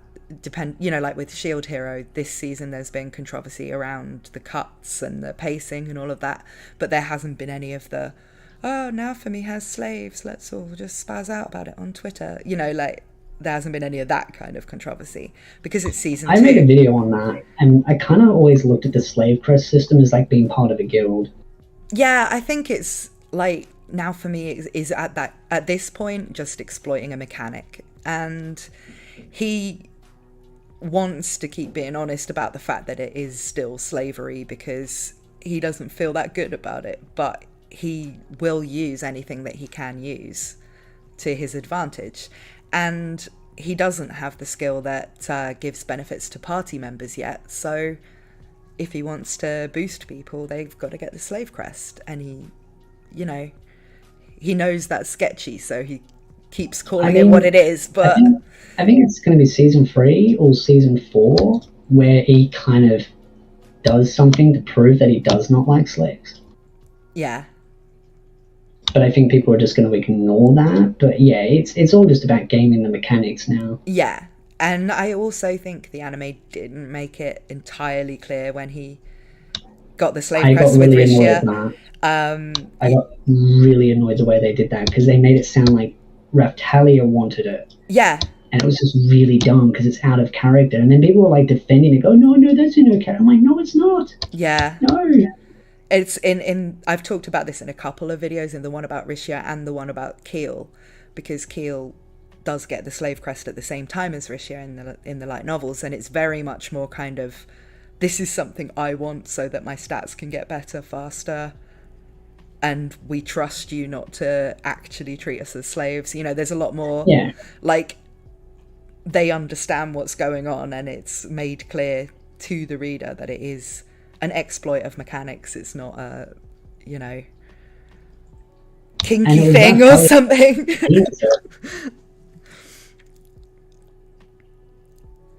Have you read Chainsaw Man, Natalie? Yes, I have. I did talk about Chainsaw Man a few minutes ago, but people join the streams all different times. I really like it. I'm looking forward to the anime, but we were saying we aren't actually sure when the anime is going to be airing. If it is going to be this year as planned, then hopefully it'll be soon. Hopefully it's this year, but the only thing I know about Chainsaw Man is the chick with the big boobs. Oh, right. There's like a bit of fan art, I think, or maybe it's part of the manga where he's like grabbing her chest, and that's the only thing I know about it. No, that's actually from the manga. Okay, good. Then I'm definitely watching it. It's good. Like, one of the main characters' like main motivations at the start is that he just wants to touch some boobs. That's At least he's got his priorities straight. Yeah, but it's actually kind of like his life is so depressing up to that point that you kind of just, you're on board with it. You're like, that's all he wants. I'd just let him have a feel, honestly, because I feel so bad for him. The main character in Chainsaw Man, like, if you think that Tappei Nagatsuki hates Subaru for all the things he does to him, the guy that writes Chainsaw Man really must hate Denji, the main character. It's like, that guy is like put through so much at the start, but No, it's good. I think it's going to be really good as an anime because while I do really like the story, there's a lot of stuff in the manga, a lot of the fight scenes. I'll be honest, I don't really understand what's happening just from the manga, and kind of want to see them animated so that I can actually get a bit more of a grip on what's going on there.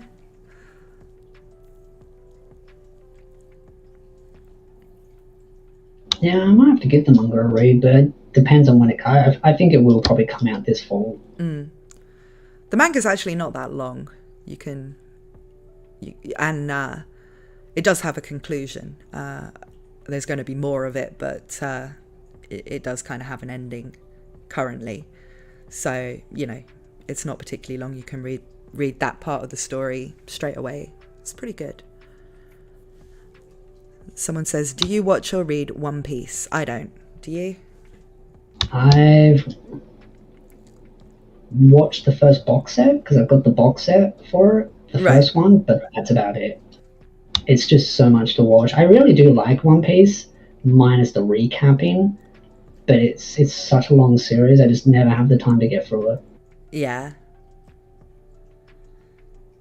I've just don't really watch a lot of long running shonen type stuff. I never watched Naruto or One Piece or Bleach is really the only one. I've watched all of Fairy Tail. Yeah, I've watched all of Fairy Tail as well, and 80% of Black Clover. I watched about one season of Black Clover, and I didn't really mind it, but I think that kind of shonen is not really my thing. I prefer the ones with a slightly older protagonist. A bit less of this guy starts out as an underdog, but he's actually special, and he's going to be, basically the Naruto, Black Clover, My Hero Academia format. It just doesn't really do it for me. So as far as shonen goes, I much prefer the more like Jujutsu Kaisen, Bleach, Chainsaw Man, things with a slightly older main character, with slightly edgier stuff going on, and just a bit more like style. With Bleach, it's just style. The story is full of plot holes, and there's so much that you can kind of criticize about it, but it's just stylish and fun to watch. And I just don't get that with things like My Hero Academia. So, and Burn the Witch looks pretty good as well. I haven't watched or read it, but Burn the Witch actually looks pretty good. No, I haven't watched it either, but it was just a series of, it was like a mini series, wasn't it? Rather than, I think it was like 2-3 episodes, but there's plans for another season for it, which technically is a weird way of saying another season, but yeah, apparently there's more coming. Hunter x Hunter. Yeah, I mean, I love Hunter x Hunter, but it's kind of like, it's a very unique show. You can't really say it's part of the same cluster of things as something else.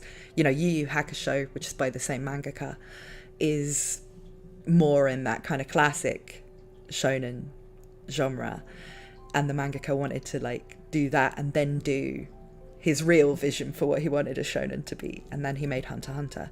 And Hunter x Hunter is like a different genre every episode. Is is always switching. You never really know what to expect with it, so I kind of find it difficult to compare it to anything else.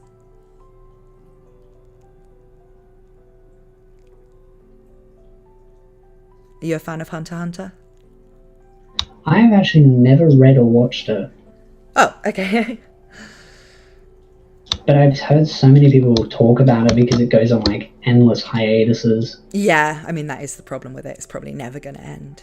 But that's why I just never bothered watching it, because I was just like, well, if it's just going to go on a permanent hiatus, there's no point in me becoming invested. The anime, though, I mean, does reach a kind of conclusive point. So I think it's possible to just be an anime-only fan of it and not get the disappointment of the endless hiatuses, if you know what I mean. Yeah.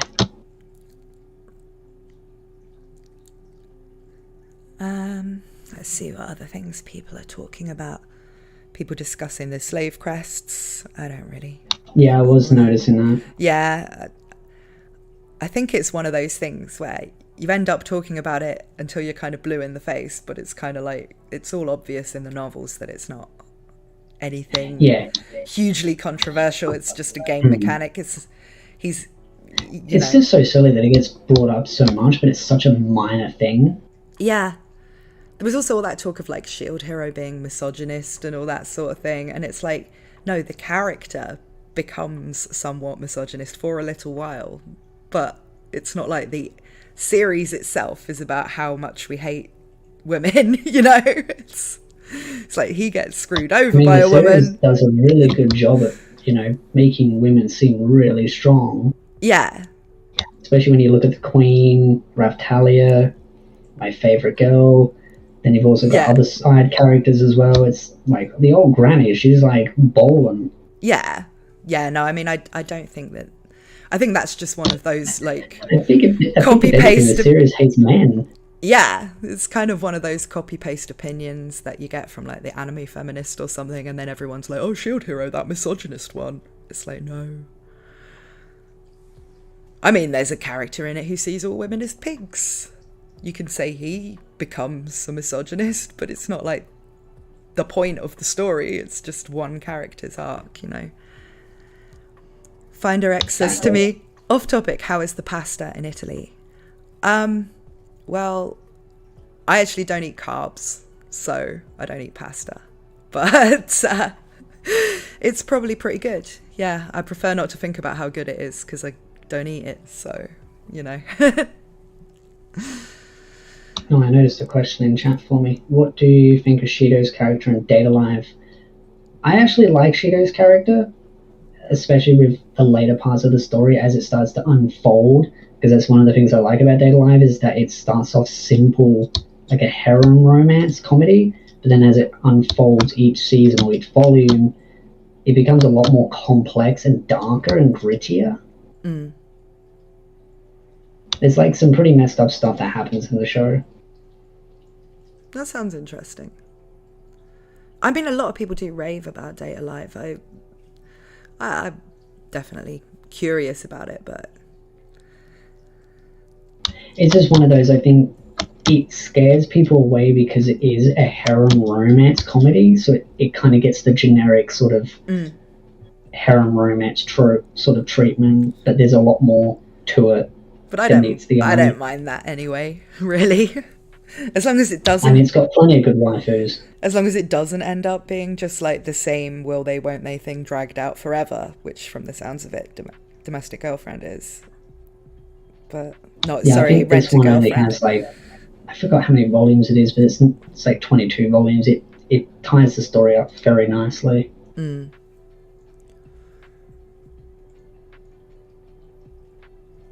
Yeah, I look forward to checking it out at some point.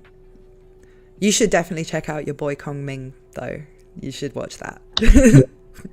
Actually, I think that would be the kind of thing you'd like. Put it that way. Okay, well, I think maybe in the next 5-10 minutes we can bring this to a close. If anybody wants to ask anything before we go, then now's the time.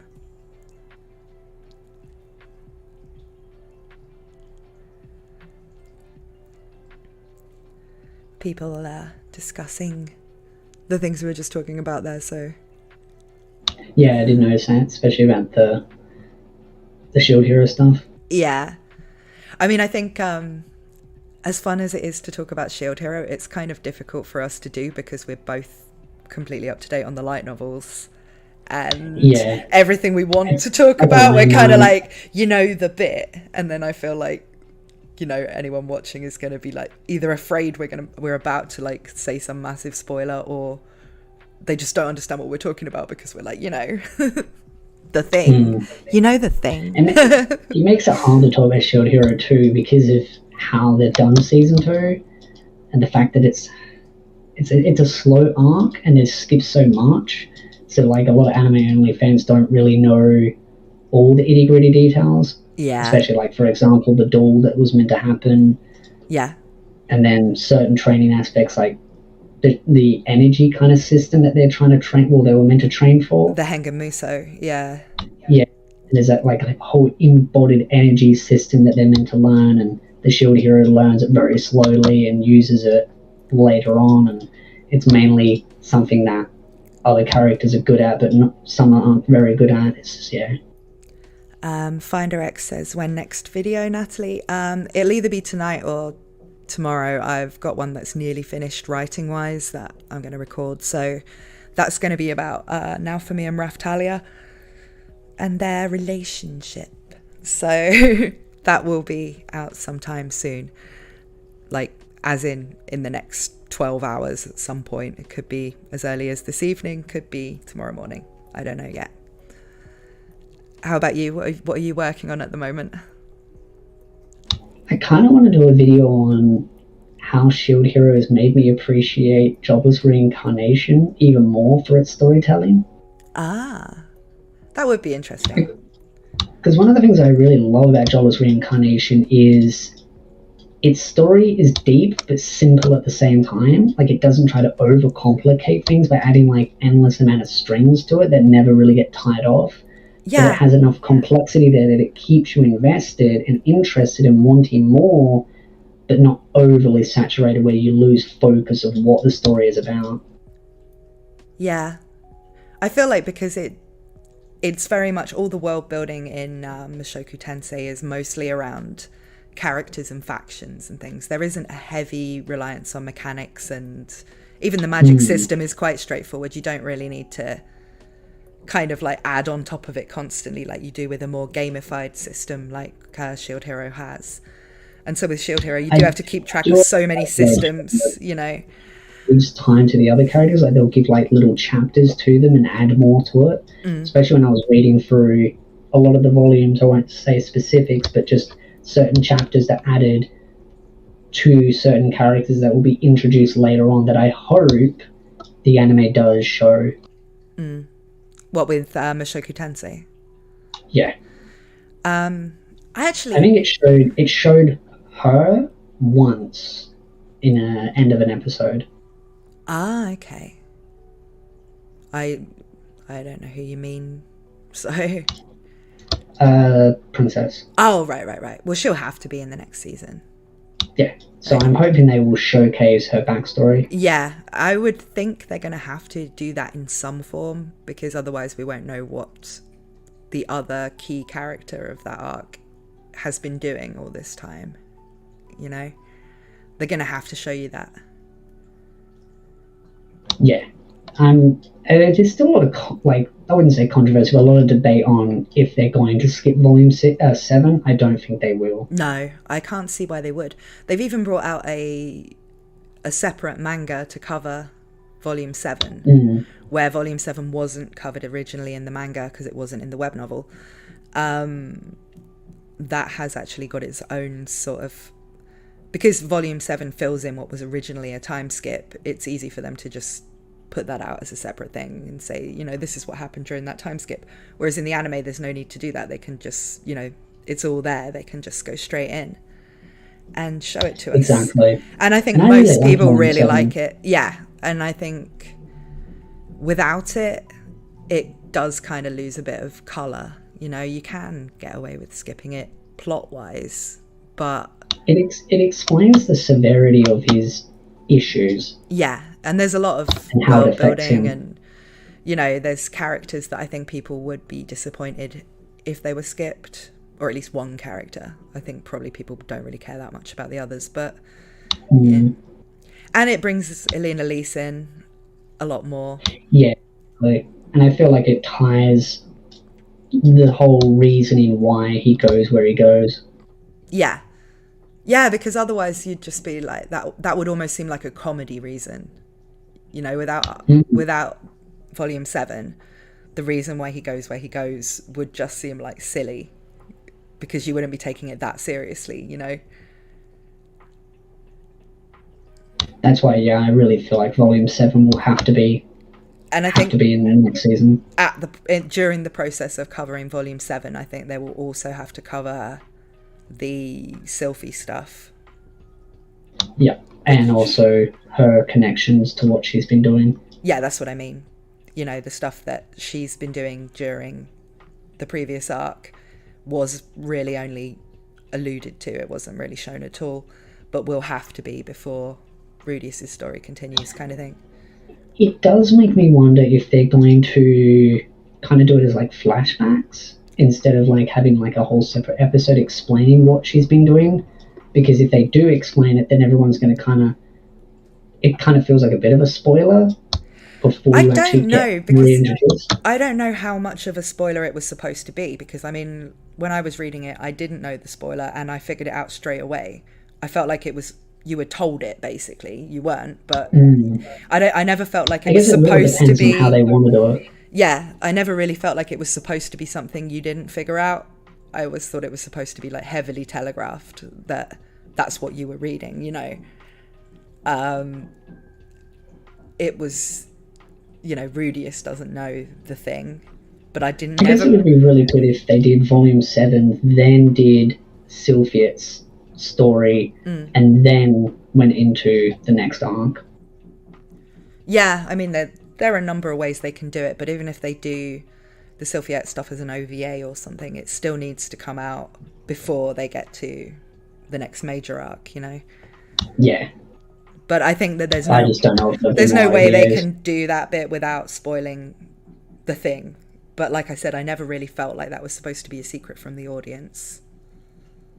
I mean, you'd have to be pretty dumb to like get to the point where it's revealed candidly without having already like known for ages that that's what the story that was being told to you was, you know? Yeah, and I think the main point of the story was just them coming together. Yeah, and I think if the author had wanted it to be like a surprise for the audience, he would have written it differently. He's not incapable of doing that. It's more a surprise for Rudy than it is for us. Yeah, so I think that's, you know, because it's even implied that deep down Rudius kind of knew, you know. He just didn't really want to like admit to it.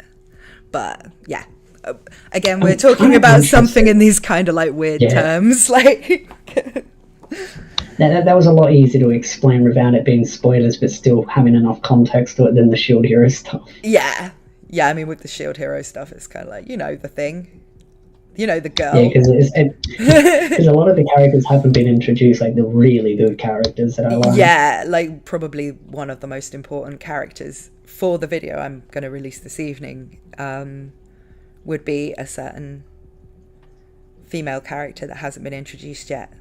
That isn't Best Girl, but is still a good girl. she's a good girl.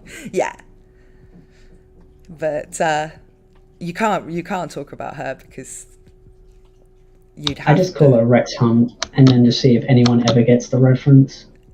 I don't even get the reference. It's a famous fisherman. And he used to kiss fish and throw them back. He'd always go like kiss the fish and throw it back. Oh, that's not even the character I'm talking about though. I'm talking about. Isn't it? I'm talking about. I'll just say the name actually, because no one will even know who it is. Atla. Oh. Yeah, the video I'm making is about Now For Me's love life, basically his relationships and where they go, and obviously she's quite important to that. So yeah. So I mean, even early in the story, it doesn't hide it because she's always infatuated with him, which just adds to the whole Raphtalia complex. Yeah, but I mean, like the change in him is pretty much hinged on her. Yeah, so, it's very big. Yeah, so...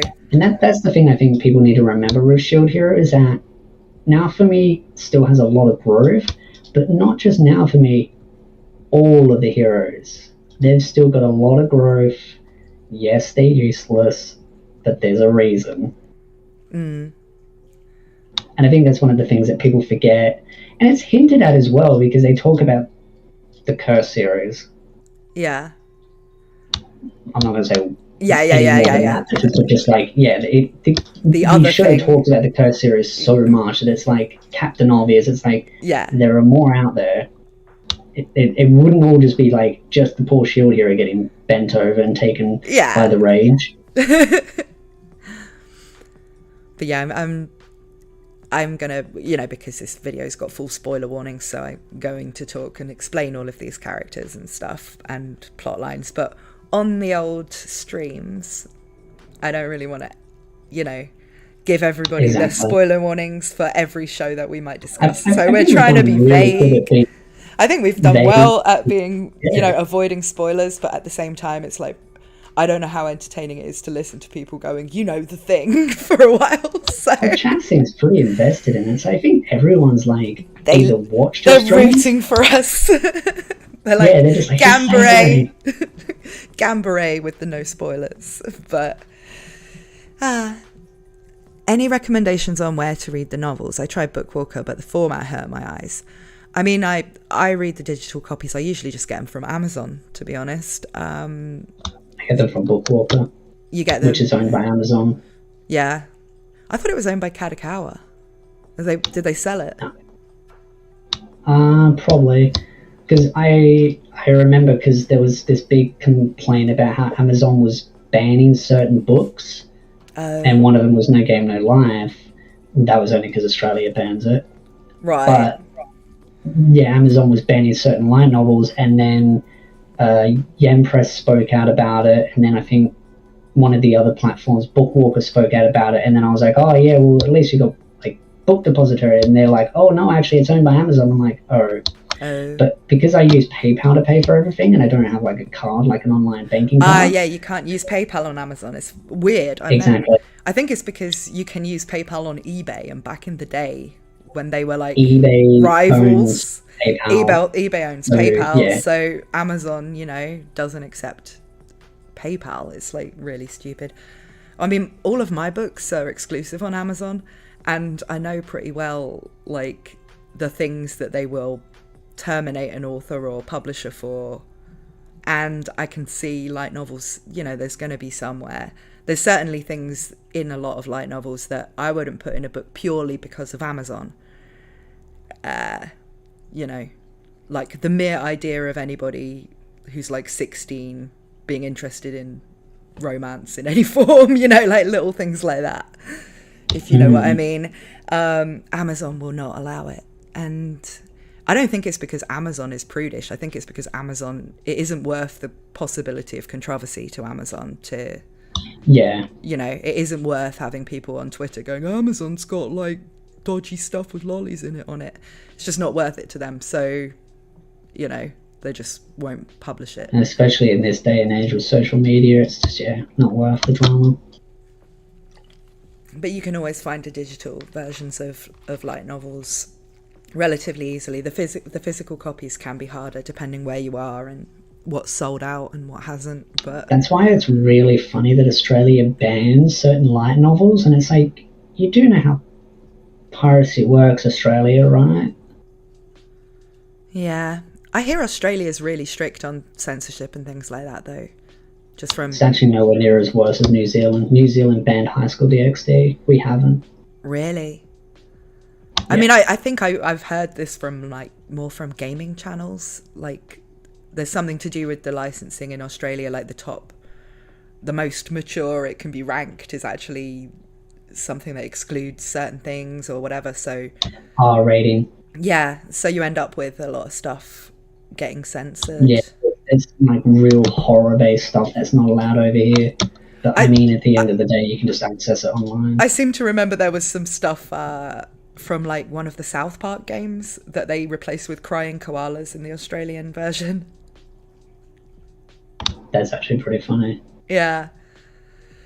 Like, it was, obviously it's a South Park game, so it was probably something really bizarre and crude, but like, it wasn't allowed in Australia, so they just put crying koalas and instead of showing you the scene. To the question to the person about off-brand animes, there's a funny story, because when I go to conventions, I haven't been to one in like 3 years now because of COVID. But when I went to my last convention, there was this stall that was selling like DVDs that are like for older series that have been relicensed. Like they'll specifically relicense them. And if you go up to the guy and you say, "Show me the goods," he'll pull out like this whole box of porn and hentai. It's like, oh, some of the premium stuff, but it's all banned. Cool. I mean, cool that you can buy it, not cool that it's banned. Yeah. I mean, you can find it online anyway, so it's not... Yeah, but it's like you get the hard copies of them and he gets them all like licensed. Like, he's not allowed to technically sell them, but he can sell them. There's like kind of a weird grey area. So you just kind of go up to him and just like, "You got the goods, mate?" And he just pulls out the box and goes, "Yeah, just look on the side." and he's got a bit of like Euphoria and stuff in there. Like, Oh yeah, he's got all the good stuff. I ended up buying some because I was just like, why not? And it was like some weird alien stuff. Like, guy gets transported to an alien world and gets like banged by a bunch of alien hot girls. To be honest, if I saw someone selling that kind of stuff in that kind of like dodgy under the coat kind of way, I'd totally buy it. I know you can get it all online, but why not? It's kind of fun. That was the fun of it. I was just like, sweet. Yeah. Just felt like some like back deal like criminal organization, even though it wasn't really against the rules, but it kind of was in a grey area. I was like, oh, it was pretty cool. So apparently, according to chat in Russia, some isekai are banned because they believe that it will like make people want to commit suicide so that they can be reincarnated in an isekai world. God, like, I have a comeback for that, but I don't want to say it. Yeah. Not right now. It's like, if you believe that, then maybe you should be left to Darwin, you know? Don't worry. Putin will send you into suicide anyway.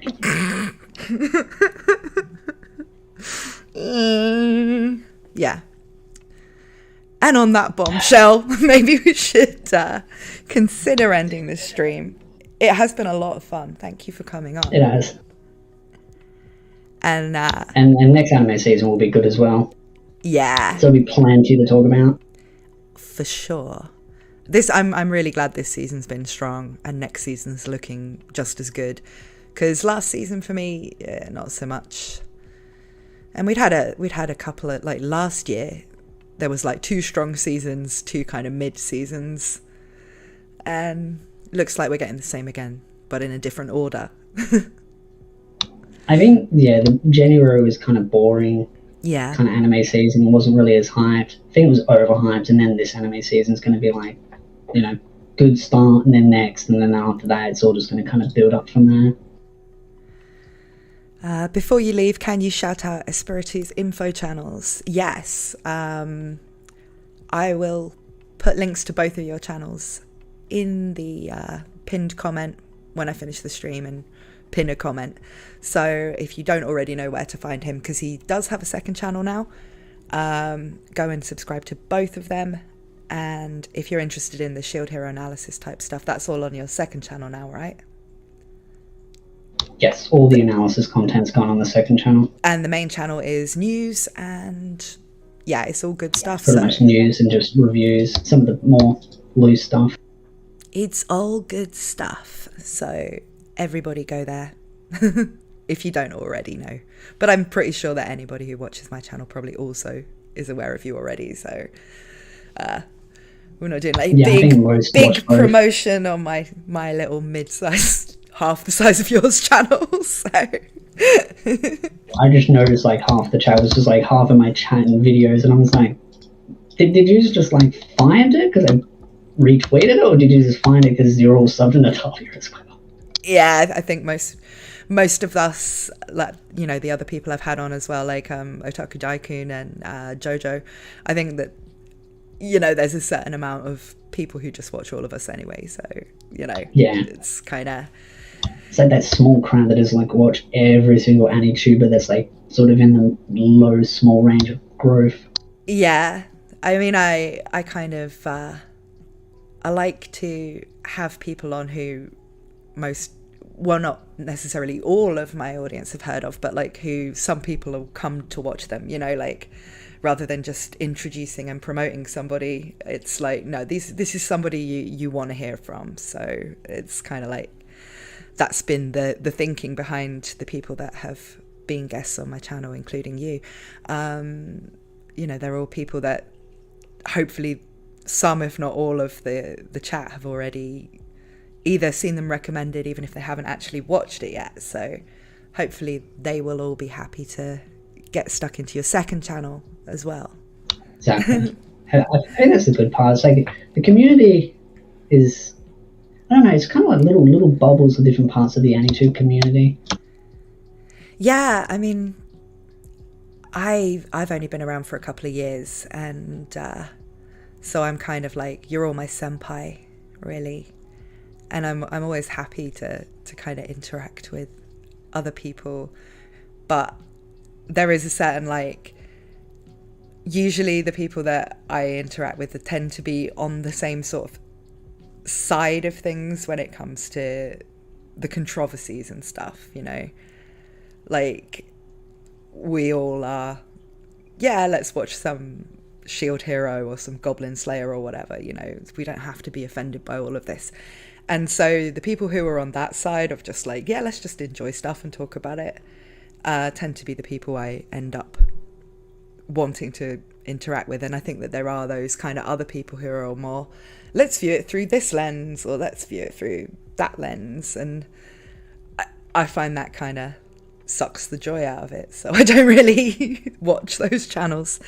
And I think that audiences kind of fall into those two categories as well. There's like the people who want to take it seriously from let's view it through this lens, and Japan should be doing this, this, and this. And then there's... I think a lot of the other bigger AniTubers now have kind of moved on to bigger pastures as well. Yeah. Yeah, I mean, like, you get a lot of... I mean, no hate to Anime Man, but I just don't see him as the Anime Man anymore. And yeah. I don't think neither does he. I mean, he's even said... all of them except for Giguk on the trash taste side of it have all just kind of switched to just doing vlogs and stuff about their life in Japan and how they're all good friends and they do friend stuff together. And I'm like, yeah, that might be enough to keep you afloat, you know, but it's not. It's not what I'm interested in. It's working. Yeah. It's not. But for me, it's just like I'd rather just kind of consume some of the analysis animes and explain videos out there. Yeah, me too. I do still watch Giguk's like scripted videos on his videos that are about anime, but I mean, he's the meme still. He's like the jester. He's on the entertainment end, but he is, at least I still think, entertaining, which is good enough for me. But yeah, it's a different kind of passion. Yeah, it's a different kind of thing to what a lot of the sort of more smaller or mid-sized channels do. And then there's the ones that I just can't take seriously, like Mother's Basement. But, you know. I'm on your side on that, don't worry. Yeah. So, I mean, like, when it comes to the big ones, I don't even know who that would be anymore. I mean, there was, like, Nuxtaku hardly does anything about anime anymore. I would say the big ones are probably Chibi, and then probably also... for Netherworld, but he's like very showman type series. Yeah, so I've never watched him. Dragon Ball. I've never watched him because he's kind of outside of the part of... Yeah, it's outside of my interest area. Yeah. See, I mean, like, there's probably a whole raft of them that I don't even know about. Like, I didn't know who Totally Not Mark was until... Yeah, the big one in our kind of sector would be Annie News. Yeah. Yeah. I kind of forget about him, even though I'm sold to him. I just don't watch the content because they pretty much make like similar analysis style. Yeah, his videos are quite similar to both of us, and I kind of don't really watch him because it's like, well, I either already know the stuff that's in the videos because I'm going to make my own, or, you know, it's a series I'm not really following. So it's kind of... I think I did watch a lot of his stuff about Tower of God because I got into that and wanted spoilers for it because I couldn't be bothered to read the webtoon. But other than that, I don't think I've really followed any series that he's done. Annie News' name is terrible because it's Annie News, but he doesn't really cover news. It's very loose news that he covers. It's more just analysis. Yeah. He used to cover a lot of Fate stuff, which I used to like his Fate stuff. See, I've not really got deep into Fate, but at this point I would just watch Otaku Daikun's Fate stuff because he kind of talked me through how to get into the Fate franchise. Did a more convincing job of it than Giguk. So yeah, I mean, Giguk memed it, and Annie News kind of explained like the itty gritties, and yeah, I like Fates for the anime. I don't really play I played a little bit of the gotcha, but I kind of just got more into the anime aspect of it. What I find with Annie News is that the way he talks is kind of weird. I mean, coming from me, that's probably like... But I find the way he talks kind of like a bit strange. I don't know. No, I can understand, yeah. Not like an accent or anything, just like the phrasing. Just the way he presents the content. No, I mean, like the actual editing and all of that I think is good. It's like something about the way he speaks. you know? Exactly. I mean, my videos are all scripted as well, so I probably sound a bit like a sat nav at times. I can't do scripts. So everything that I do is either dot point or completely freeform. I wish I could do that because it would take me a lot less time. But I used to be a writer, so for me the easiest thing to do is write an article and read it out. And that's basically what all my videos are. So, yeah. Because I find like I'm fine with just talking to an audience or talking to another person. But when I sit in front of a microphone and there's nobody there for me to talk to, I feel like, it's kind of like that feeling like laughing at your own joke. It took me a while to get used to doing like a free form, because I used to hate editing my videos because I hate the sound of my own voice. So I would like cringe at hearing myself. So it took me a really long time to get used to it. So I used to like be as lazy as possible with editing because I just didn't want to hear myself. So I tried to cut as many corners as possible, but I've kind of gotten used to hearing myself now. No, I mean, I don't mind the sound of my voice because I had like years of singing training and stuff, and you're kind of forced to listen to yourself all the time. And I do a bit of voice acting as well, so it's kind of like I've got used to that. I still feel the same kind of like I want to turn the volume right down when I'm editing my videos. I don't want to hear my own voice blaring out. I still get that cringe that I think everyone does, but it's not really a major thing for me. And when I script my videos, I feel like I don't have to edit them very much. I just redo a line on the fly if I mess it up, and I don't have to edit the audio at all once I finish recording it. And it's kind of like I know that I'll remember to say everything that I wanted to say, and I'll say it in the way that makes the most sense to me.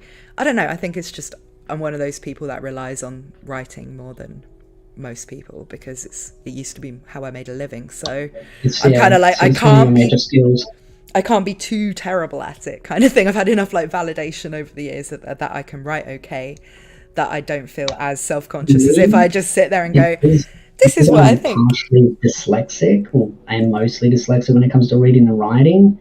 And because of how I read things, it's really like, if I read something, I'll be like, and the cat sat on the mat. It'd be so choppy. So I just kind of just go with the free form, and I just kind of speak more from the heart. And I write everything down in like little dot points. And then before I make the video, I'll spend like maybe like 20 minutes reading through everything again, kind of remembering everything. And then I'm kind of, sometimes I'll record it a couple of times. Like I might make 5 versions where I start for like 2 minutes, kind of build the start of it, and then get in the rhythm, and then just go from there. Yeah. No, I mean, I wish I felt more confident about doing unscripted videos because I could make a lot more content if I did it that way. I don't do it because I'm lazy. I just do it because that's the only way I can make content. So I'm not saying it's lazy. It's just a different skill set, you've got that and I haven't. Is what I'm saying. It's not like I put in more effort or anything. It's just like I rely on something different. More structured, and then I'd probably not make as many errors as well. Because that's the downside. Is when you do it freeform, there's room for error. You'll make a lot of errors. I mean, I make errors even on the scripted stuff. Even when I'm fact-checking things, I forget to fact-check the right things. I'll always be convinced I remember this part of the story perfectly well and check some other stuff and then get that wrong.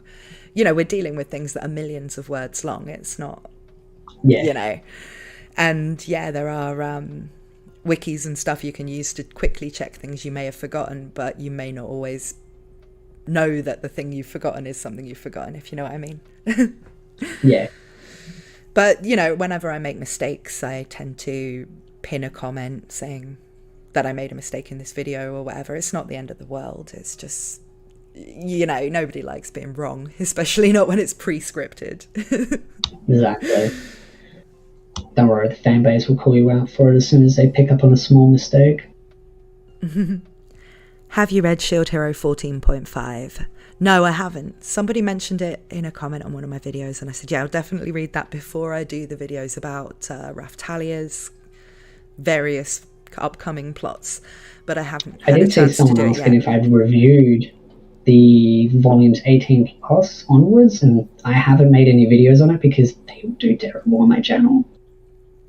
That's why I've gone more analysis style and not light novel reviews, because light novel reviews just don't do well. Like if I do it in a review format, I have to do it in like an analysis style now, because otherwise the video just flops no matter what channel I put it on. So, and plus it just allows me to talk about something specific, much more detailed, that I really like, which was what I was doing in my reviews anyway. Because I always got yelled at in my reviews. People are like, why do you only talk about these 3 points but not like this other one? And I'm like, it's because I wasn't as interested.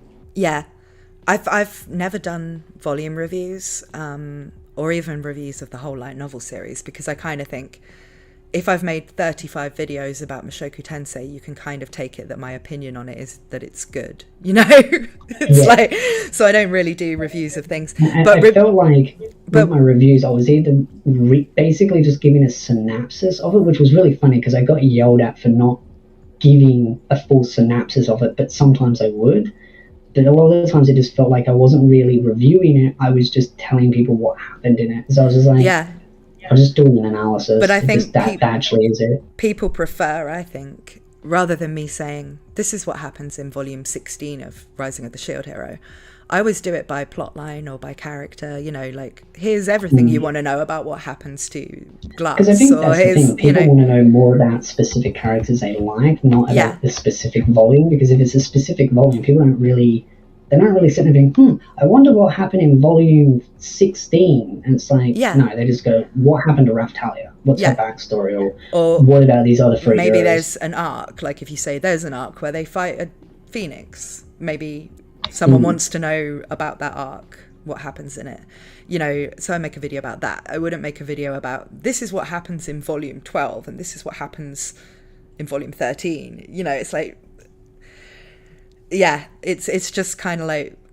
what would be the point in reviewing a volume by volume to the audience, because they're either like on the volume before that and want to know what happens in the next one, or they want to know spoilers, or they want to know the synopsis of the next arc, but they want to know the arc or the plot line or the character's own arc. It's like they don't want to know just what happens in these specific chapters. It's kind of, so yeah, I can completely get why you don't do those. In fact, I don't even do it by arc. Some people have sort of said to me, will you do like a summary of everything that happens in ReZero arc 6 or something? And I'm like, no, because that's a lot to talk about in one video, just that one arc.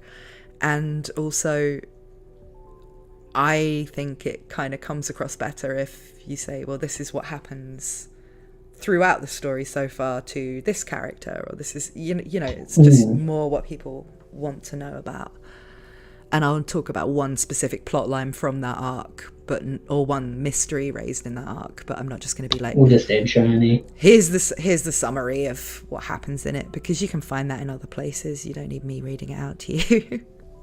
So I guess that answers, and the sad part is I know some of your viewers' names by what they go by based on Discord. Like, so to Grim, which is Antima Tag, that's why I'm not doing light novel reviews anymore. Even for Overlord, it's just going to be analysis videos. So when the new volumes for Overlord come out, I will just basically title it something based on something that's not spoilerishly, but just crucial to the story. Like, let's say if something major happens to the two twins, I will title it based on the two twins and then talk about that specific volume and their tales that involve it.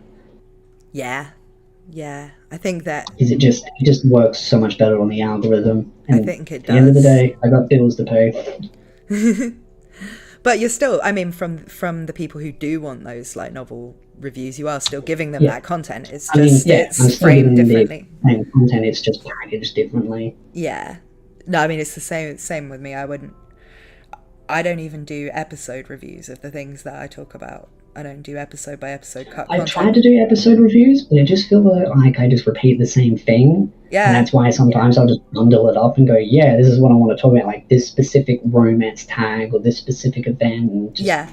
Yeah, because I just, as much as I like some episode review channels, I don't watch that many of them because it feels like a lot of the times it's just kind of like, it's like a synopsis, and it's like, okay, I've already watched the episode. I know what happens. You don't need to tell me what happens. I want to know your feelings about this specific arc or this specific event, and that, which some episode reviewers do actually do, which thank God for them. They're a blessing in disguise. But there are a lot of episode review channels out there that are just synopsis channels. I think they just tell you what you just watched, and it's kind of like, I never wanted to do that.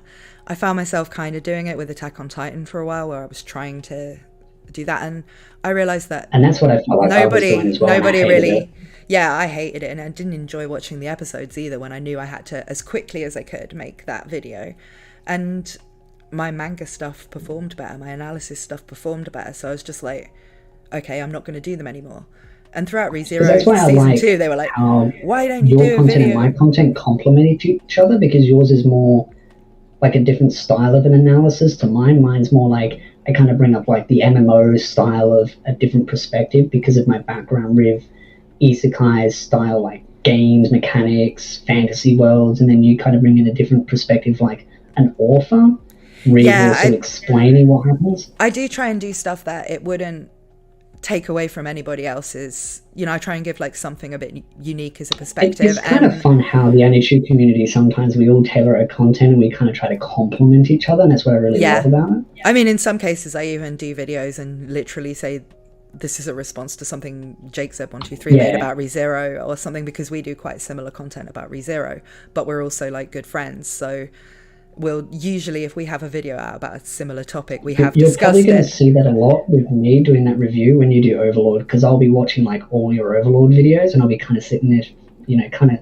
probing what your opinions are, and then I'll be bouncing some video ideas off of that. So I think that's nice, and it doesn't, we're not making... It also cross-promotes. We're not making the same video, and it's just a case of which one of us people prefer to watch, which I think is the only time people would have a problem with it. It's like when you're doing things that people who are excited about the series will watch both and get something different from both of them, And there's a lot of interesting stuff that I want to talk about with Overlord this season, because I love Pandora's actor.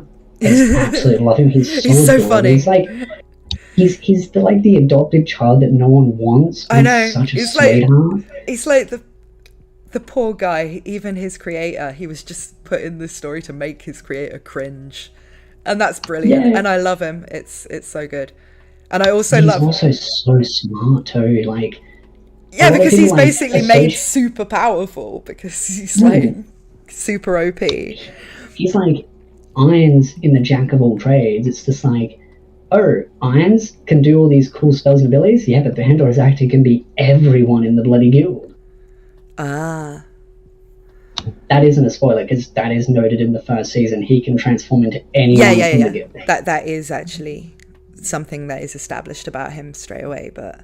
Yeah, so if you don't know that already, it was in season 1. And I think it was also an Isekai Quartet. Yeah, that too. Because that's one of the major things. The reason why he can he can transform to everything is because he can also wear all the gear as well that was given to him, which isn't all the guild members' gear, but there's a lot of guild members' gear that were given to Irons when they ended up leaving the game. So Pandora's actor has like a large reservoir of like what he can and cannot do. And I believe from memory, he maintains 80% of the spells and powers, or the powers that he can turn into. So he's really quite powerful. And the fact that, yes, he loses 20%, but he maintains 80 that jack of all trades. But the thing is, like, with him is he is very powerful, he's very useful, but because he just reminds Ainz of his own like Tunabio tendencies from the past, he doesn't want to use him, and that's just like funny as fuck. I love it. I love it. He gets more opportunity to stand out, which we both know, but I just want to tell people that my favorite boy, he's gonna stand out. He's gonna be the trooper. I'm looking forward to it. I think one of the most ridiculous things I saw on Twitter was somebody trying to say that Overlord was fascist propaganda because of Pandora's actor. This woman was going, it's got a character who wears military uniform and speaks German, and it's like, if you've watched Overlord, then you can't possibly think that was the intention of Pandora's actor. It's like, oh my god. Yeah, it's like Ainz Ainz's embarrassing Chunibyo past, basically in manifesting as a character that he thought was cool, and now he just cringes at the sight of, even though he's so nice and he's such a powerful writer, and the writer went through a Chibio phase and he put it in the light novel. Yeah, I reckon if anything is based on a writer themselves, it's probably every character that ever has a Chunibyo past. Exactly. And the other thing though too, fun fact for people that don't know, the light novel author for Log Horizon and Tanya the Evil all played D&D with the Overlord light novel author. They're all besties. But one of the author of a theory. The author of ReZero and the author of Konosuba also play D&D together. And if you buy the Konosuba tabletop role-playing game, it actually has a transcript of a game that they played together. Because one of the theory videos, but apparently there was some facts behind it, was that the author for the light novel, Overlord light novel author, said, I will not do another season unless Tanya the Evil gets another season as well, because they were best friends. And so I always sat there and said, Overlord and Tanya the Evil will both get new seasons. And when Overlord season 4 got announced, everyone was like, well, where's Tanya the Evil? I'm like, give it time. Yeah. Give it time. Papa Irons will come through on his delivery, and boom, like a month later it got announced. I'm like, see? Yeah. Patience. And you're getting a Isekai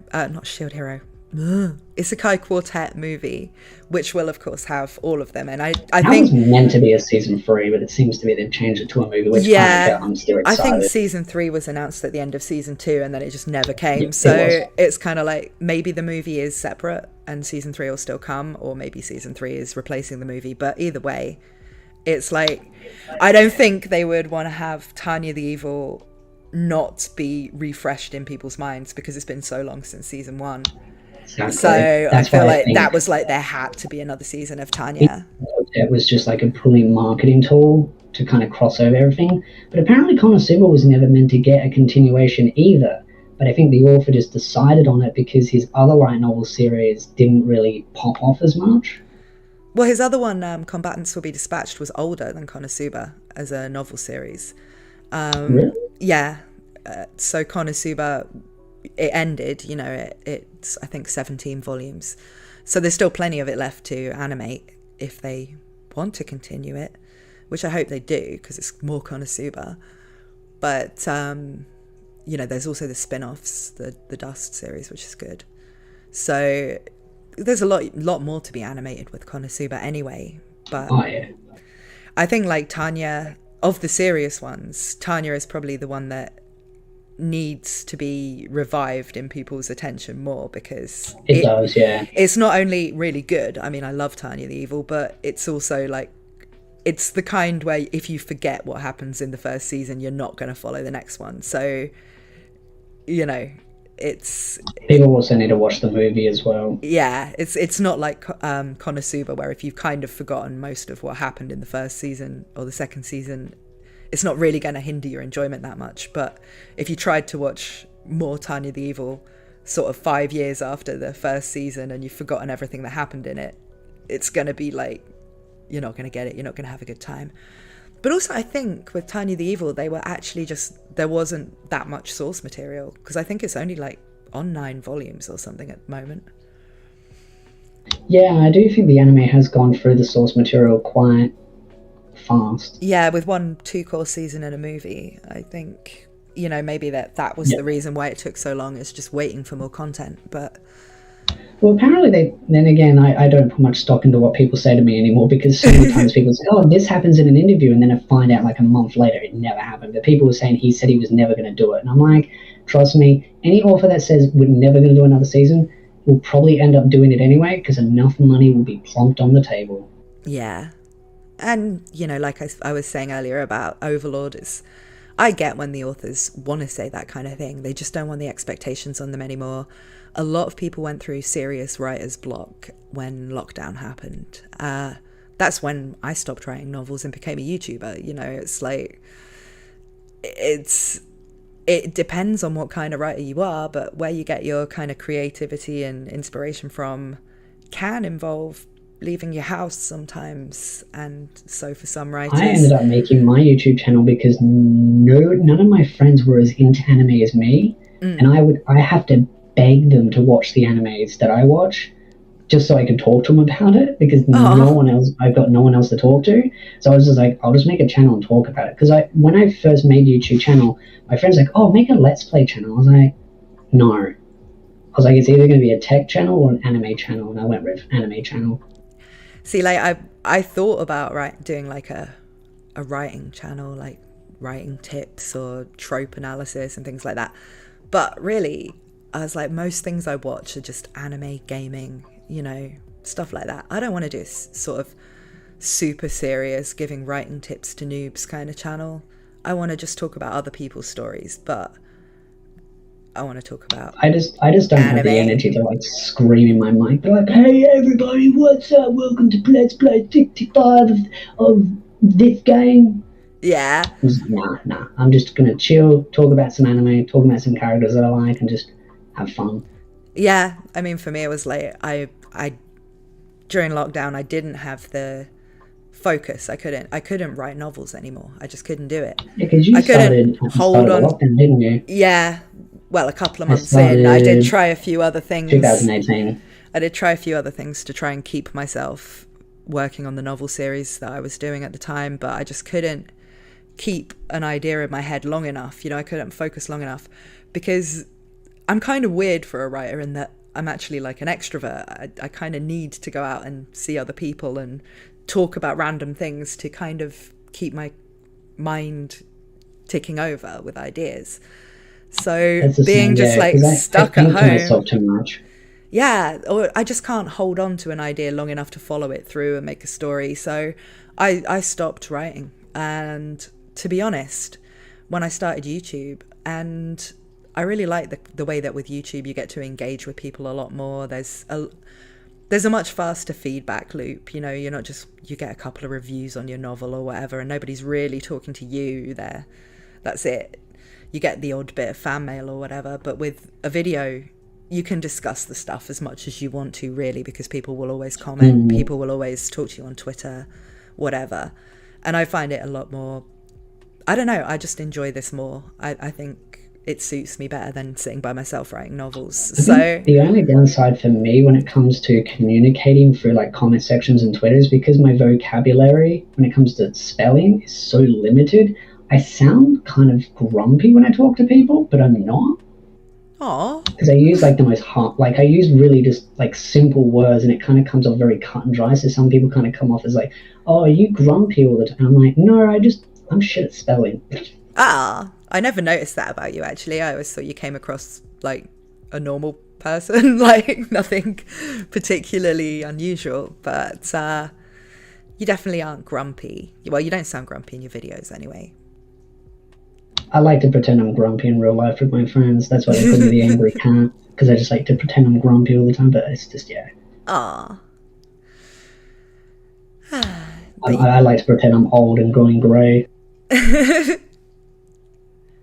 Well, I don't even know if I'm going grey because I dye my hair all the time, so I haven't seen my real hair I've colour got since I was about grey 12, already. so I noticed I started getting greys once I started doing YouTube, because it's just like the algorithm just drives me up a wall. Because like some days you think you've destroyed your channel, and then the next minute it bounces, and it's just like, yeah.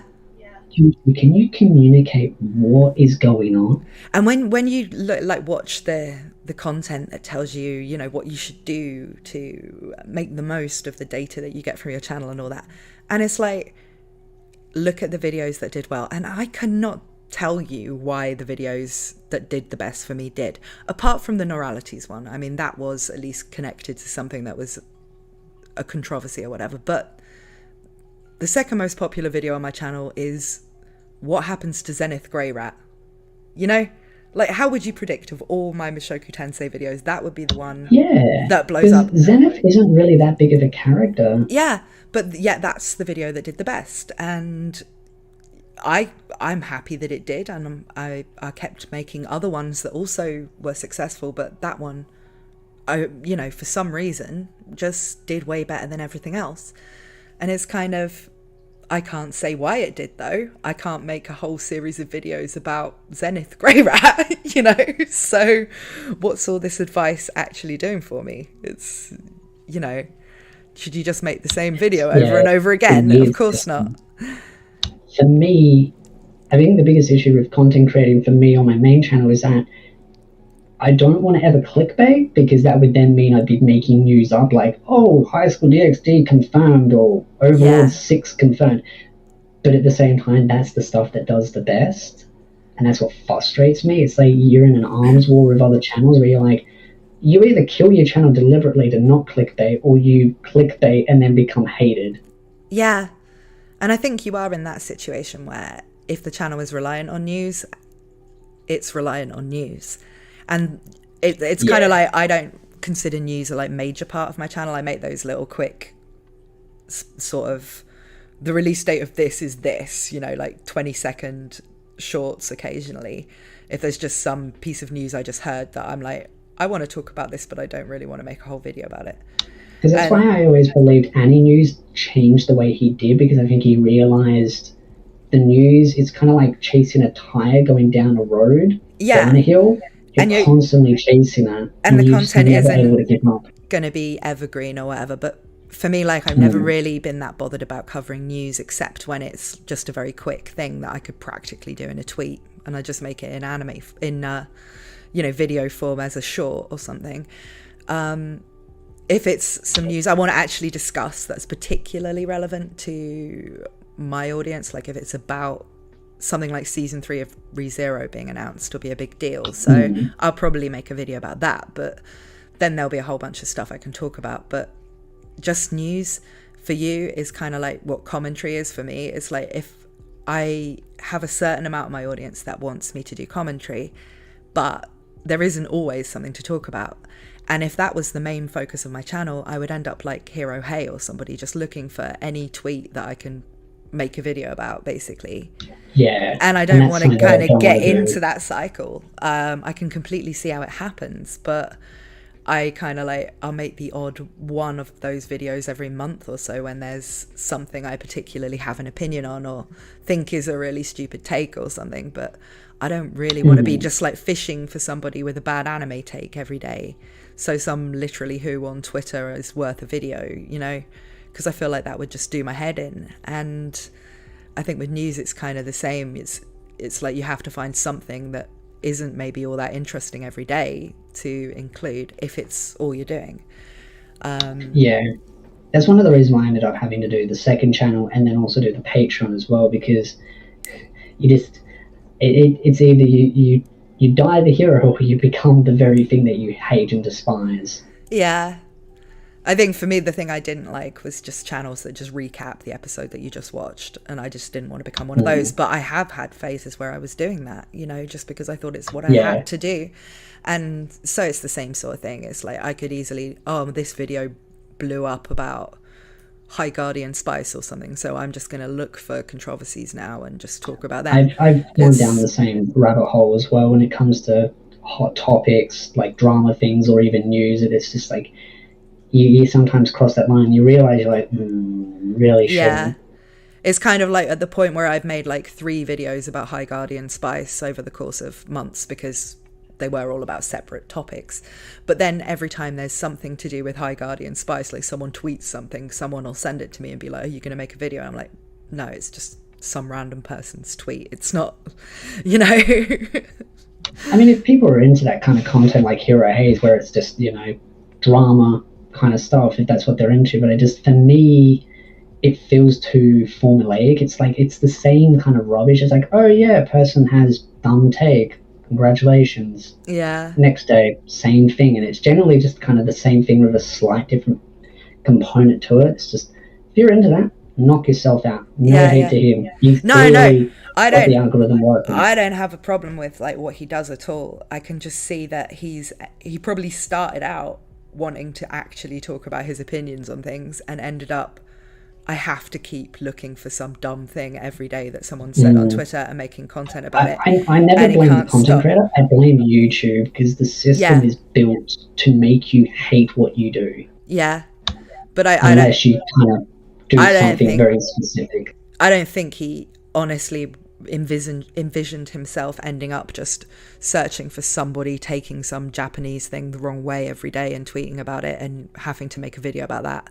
But when he was talking about his actual opinions on things that he did think were interesting, it blew up, and he had to keep providing that same content. And it's like that, you can't blame him for doing it. And it's not even like his videos aren't entertaining, it's just he's having to make several a day of these sometimes, and I can't put myself in a position of trying to find 3 things a day that I can talk about. Whereas if I just, the reason why his content's really short is because TikTok style content is really popular now. Yeah. Whereas I kind of gone the other way. I find that my longer videos actually do better. I've tried to keep mine around 4 to 8 minutes, just to kind of have some short explain analysis videos, and then kind of have some longer ones where it's needed. Mine tend to run more like 15 to 20 minutes, but I tend to pick... I've found I ramble too much after 20 minutes. I tend to pick, if they're going to be that long, it will be a chunky subject, you know, like it will be like everything that happens to this one character in the whole of Mushoku Tensei or something. It's not going to be...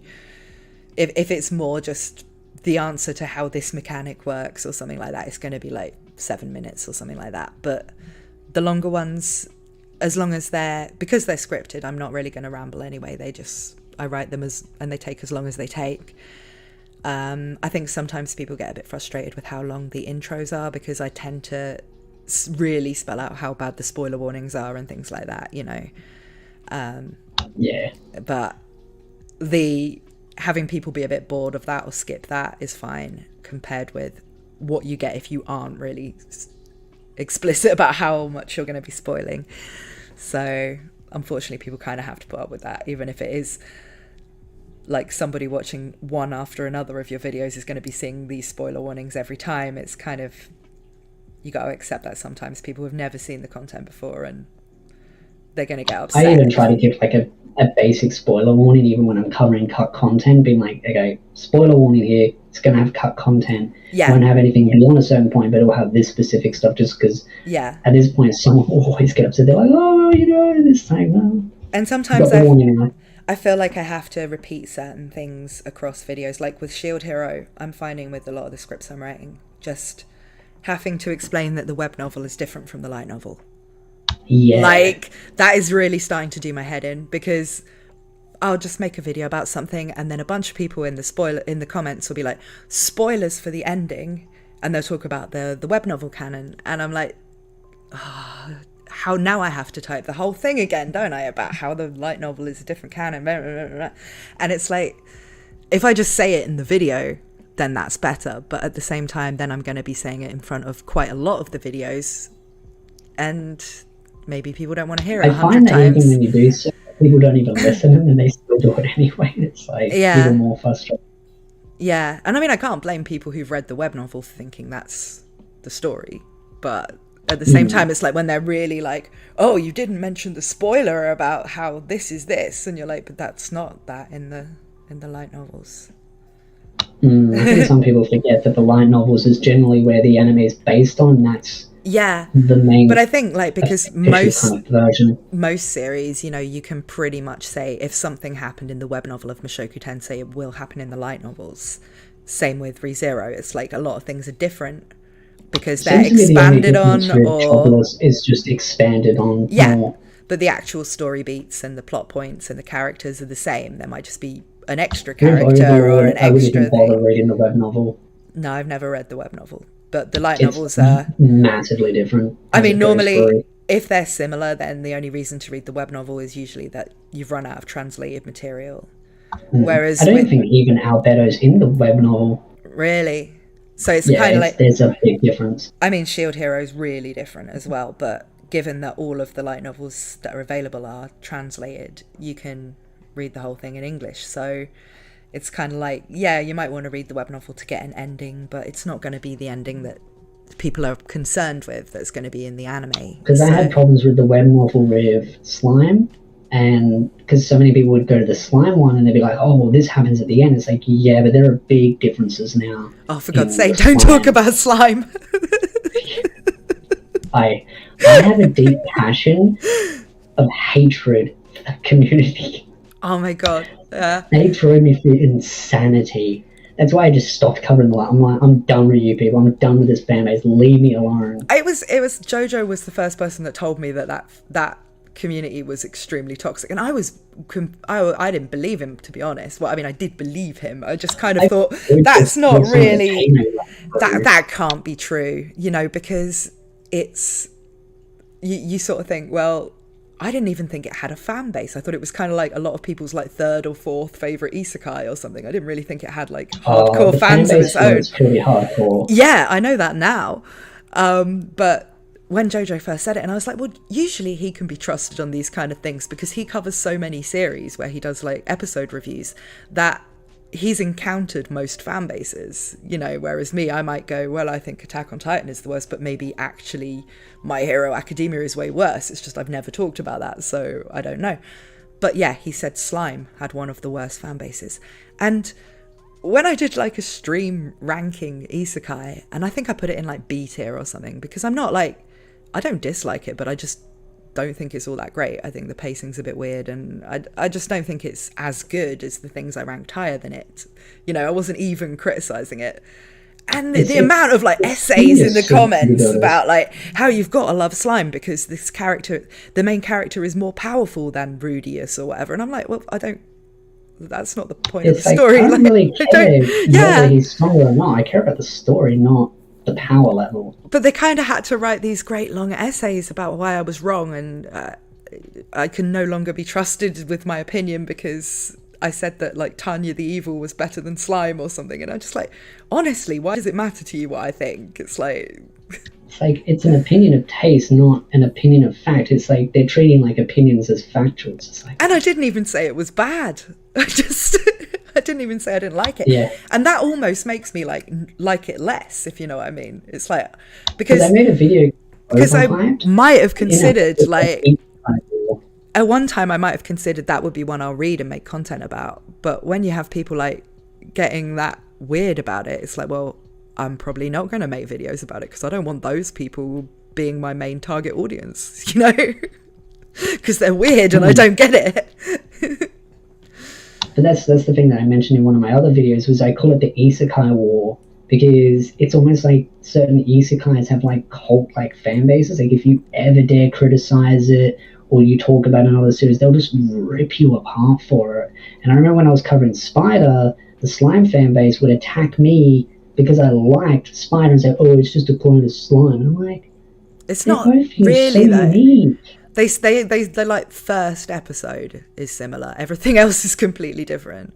Yeah, and I mean, I was like, okay, the only similarities is like they're two different creatures. Like one's a slime, one's a spider, and they've been reincarnated from another world as a person. And that's when some people started spoiling the spider part. And I'm like, well, at the start, that's what it is, but later on, it breaks the mystery of what is the truth about the spider.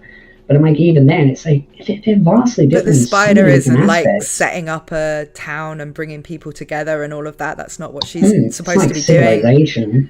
It's like, they're completely different. But personally, I prefer the story in Spider. I just prefer the story in it. I would say the one that's most similar to Slime is probably Tsukimichi, Moonlight Fantasy. I think that's kind of similar to Slime, even though the protagonist isn't a slime. He's just a human. But, it has that kind of building a country with different monster races and all that stuff in it. It's more of a comedy, and I personally enjoyed Tsukimichi more. I just feel like season 1 of Slime had a lot of pacing issues, and nothing wrong with the series. I don't hate it or anything, but you expressed just the tiniest like, I prefer something else to this. And that, for some reason, that show's fan base will go mental at you. Yeah, and it just gets so unbearable to deal with. It's just like, come on, it's like, it's an opinion, not a fact. Yeah, but it's also, it's like, it's my opinion. Who cares what I think? It's like... Clearly, they really care about it. Apparently, you have the go-to opinion. Yeah, they have to persuade me. It's not like they can just go, oh, you don't like Slime. They're like, oh, bad take, and then they try and like convince me, and I'm just like, mate, I'm not trying to take away your slime. Go and, you know. Yeah, I mean, the way I see it is, as long as you're not like bashing someone for liking it, if you don't like it, then it's like there's no harm in it. So you just say, oh, I don't like it, and that's it. Yeah. But then of course they have to be like, but you like Mushoku Tensei and that's a pedo anime, and I'm just like, oh, for God's sake. There's a big fun fact for everyone in chat. There is a video of me and Chibi being accused of being the P word by a flat earther and a person that believes in lizard people that live underground. Really? Yes, I found it because they commented in my video calling me the P word and started attacking my fans. So I ended up blocking them. I'm like, you can rack off. But I went to their channel just to look if they were like how old their account was and who they were sub to. And they had a video of me and Chibi, and he just whinges like 20 minutes or something about how we're the P word because they covered in news on it. And I'm like, and then I went through his description of his video, and he's like a flat earther. He believes some weird stuff about the sky and that there's lizard people. And I'm like, the lizard people. Get some help. Yeah, he's like, there's lizard people underground. I know this girl, right? She's like the girlfriend of a friend of mine. And her family all believe in the reptilians, and like they get annoyed with her because she doesn't believe in the reptilians. And it's like, I didn't think people like that really existed, but they do.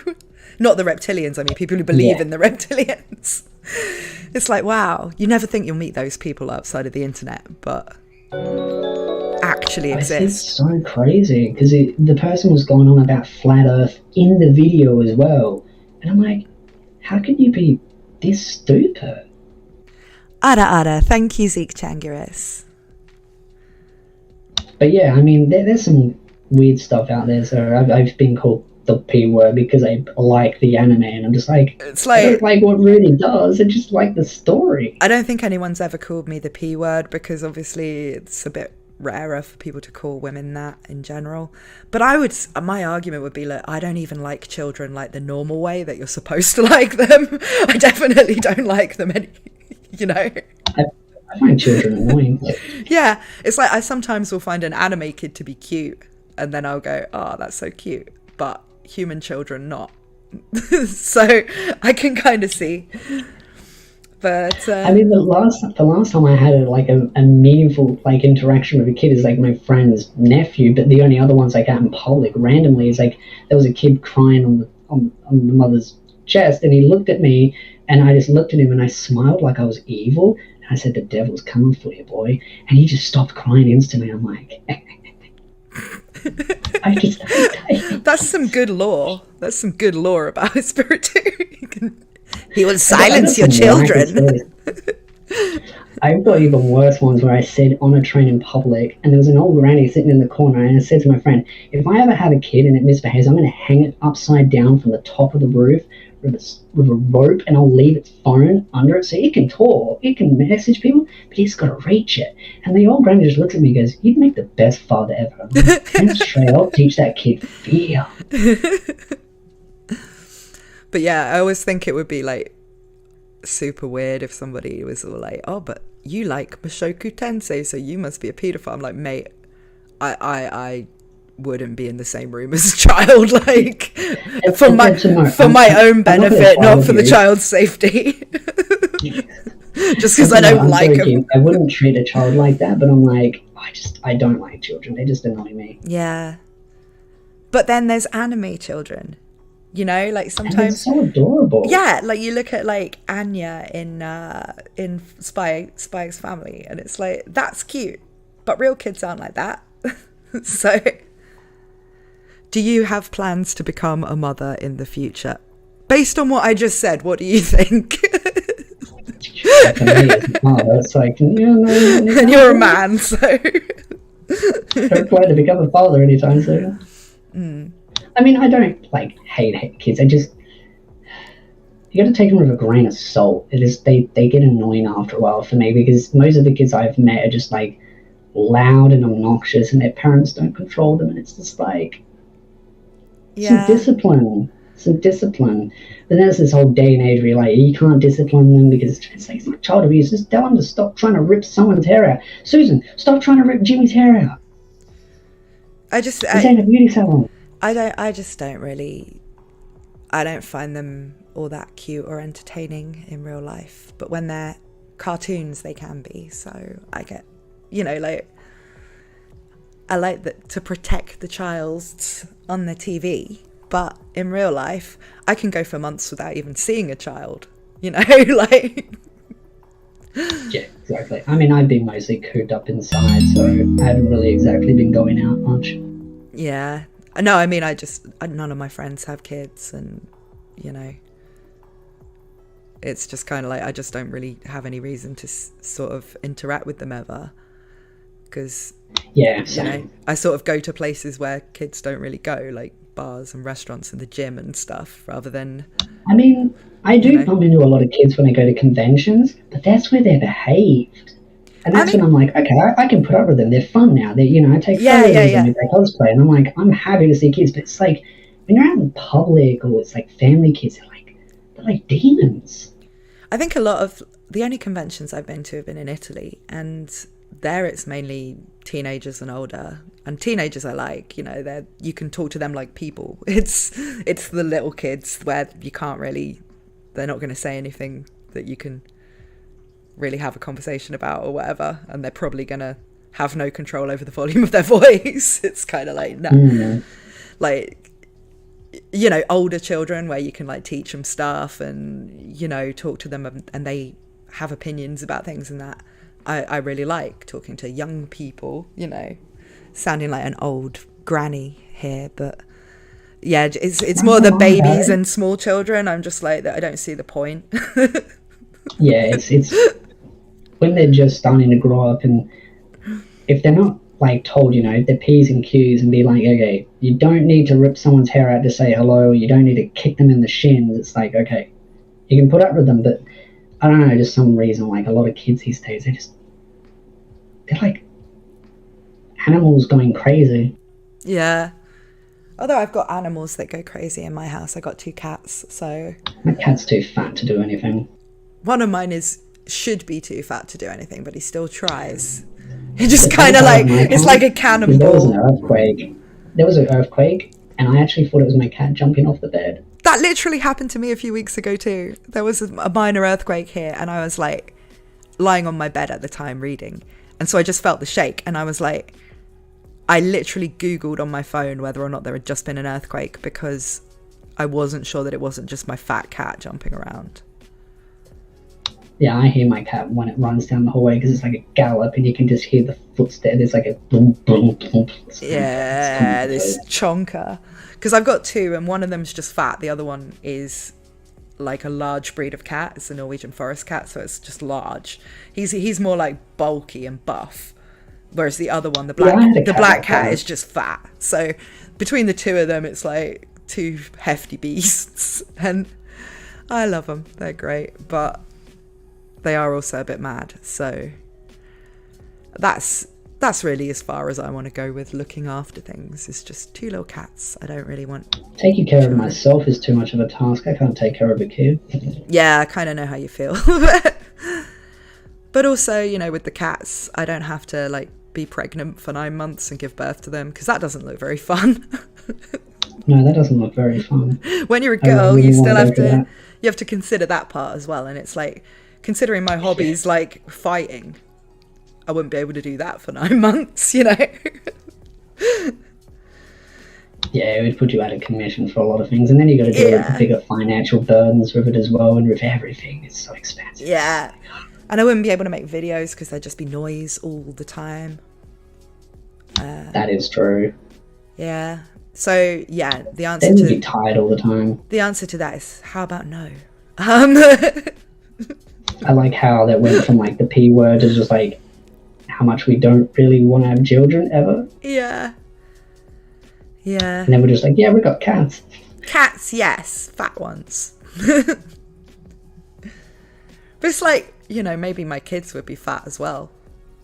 Because my cats certainly are, so, So to anyone in the chat that has kids, I respect you. My salute, like absolute respect, because I just don't have the patience like I used to for kids. Mm. And you've got a skill that I will probably have long lost by now. We don't even have the patience to deal with the slime tensor of fan base, let alone actual children. If I wanted children, I just go to my comment sections. Yeah. Some of the things I read in there are just like gibberish on a whole new level, and I'm like, okay. Interacting with children is part of our job, but at least we get paid for this, you know, whereas like having a child would cost you money. I feel like YouTube should be paying me a lot more for the shit that I'm gonna read. Still remember slime. Some of the comments I got was so funny. One guy like created a whole different fictional story and claimed that as canon, and I'm like, what?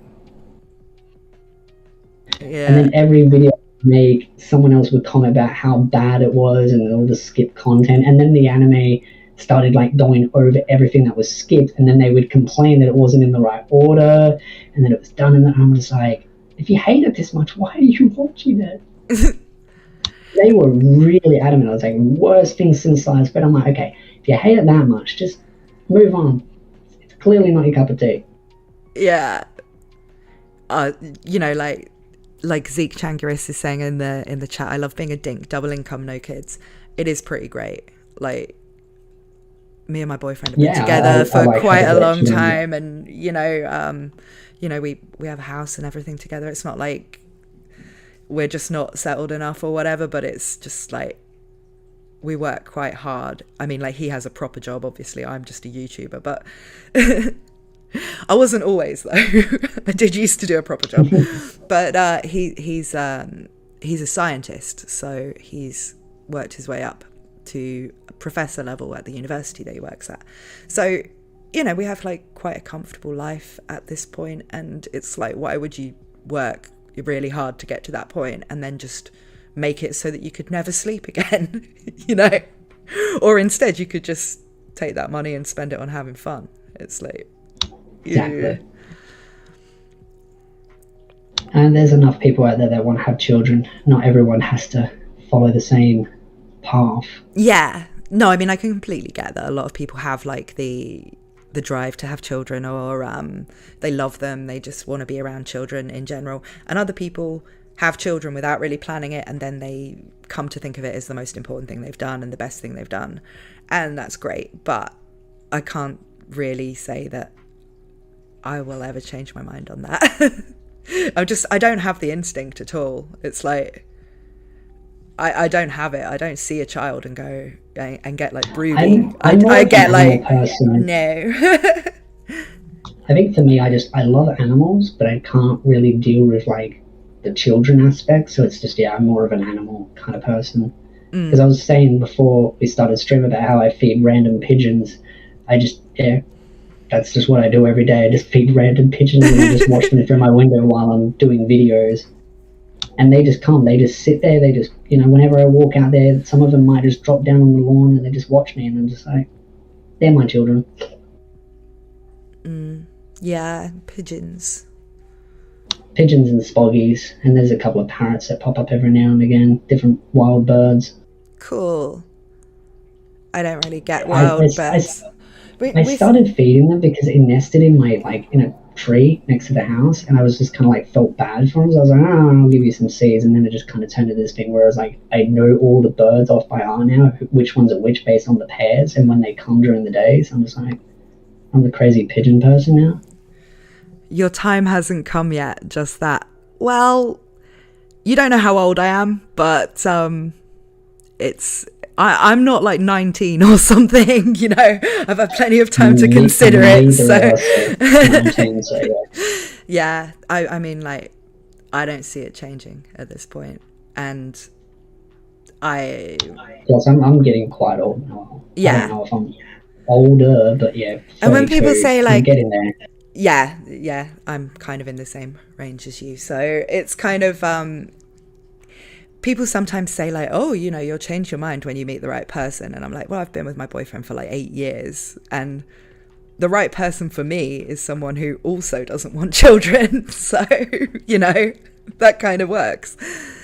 It's, I think also it's not for everyone. With how society's been made, like it's so like busy, making money, kind of dealing with everything going on. It's so hectic that Yeah. some people just don't really have the time and the patience for kids. Yeah. And I think if you don't enjoy the idea of that long-term project of raising a child, it's like, maybe I just want to finish Yakuza 6, you know? Like, I don't, maybe that's as much commitment as I can manage, you know?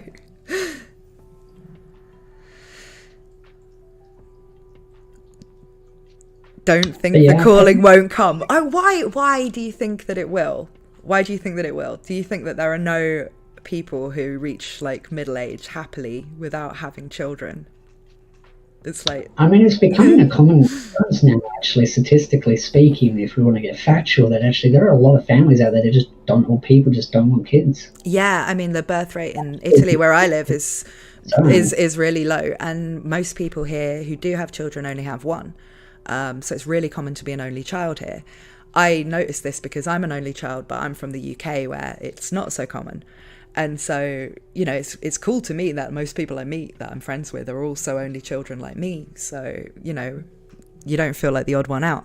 But that's just the way it is here too. And so having babies and stuff is clearly not as popular with my generation as with previous ones. And, you know, that's kind of like, I don't think that you can say that one person's going to experience something they're not necessarily going to experience, which is like the wanting to have them thing. It's like, you can't say that I will, and I'm probably old enough now that I would have by now if I was going to. So, you know, I think, let's just say hypothetically, in a universe that where we do, I mean, we've got plenty of options if we want kids. I think it's just we're not in a rush. We don't really have any interest anytime soon. Yeah, I think that's pretty common sentiment. A lot of my friends are the same way. So, I mean, I remember when I was younger, I was kind of in that mindset of like, oh yeah, you know, get a girlfriend, get married, have kids, family. But then as I just got older, I was kind of like, I really wanted to focus on myself, especially with a lot of my health issues. I'm just kind of like, I'm just happy being alive. oh, I mean, I think actually I'm the opposite. I've been this way since I was literally a child myself. I remember when I was like 5 or 6 years old, all the other girls playing with the baby dolls and that, and talking about how they're going to be mothers when they grow up. And I was always like, I don't want to though. And people would say, you'll change your mind, when I was 5. And of course you would say that to a 5-year-old. That's kind of like 5-year-old say any old dumb crap. I could say I wanted to be a dog when I grew up, you know. But like, I never did change my mind. That's the thing. So, dumb question. Do you speak Italian? Yes, not fluently. I'm not perfect at speaking Italian, but I can speak it. Don't do that thing now of asking me to say something in Italian, because someone's mind will draw a blank the minute you tell them to say something in a foreign language. It's like, it doesn't matter how well you speak the language. It's like, I think the only thing you could just say is Bella Bella. I think that's beautiful. Yeah. But if someone like told you to say something in English just randomly, you wouldn't know what to say, right? It's that. Like when someone says tell a joke, you can't do it. Yeah, I don't really know how we ended up getting onto talking about like procreation and declining birth rates and stuff. Yeah, but it all started from the B word and just went to kids. And yeah, they're all like kids. I was just trying to make I was just trying to make the kind of like glib point that obviously I'm not a paedophile if I don't even want to be in the same room as a child. But like, we doubled down so hard, it ain't even funny. Yeah.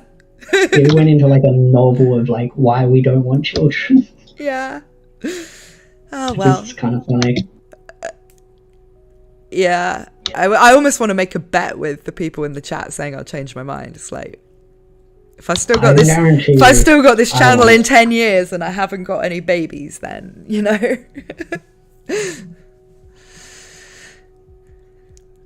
Then you have to give me a super chat. Give you a super chat of $1,000. Yeah, I can't really hold people to that for like 10 years, but Exactly.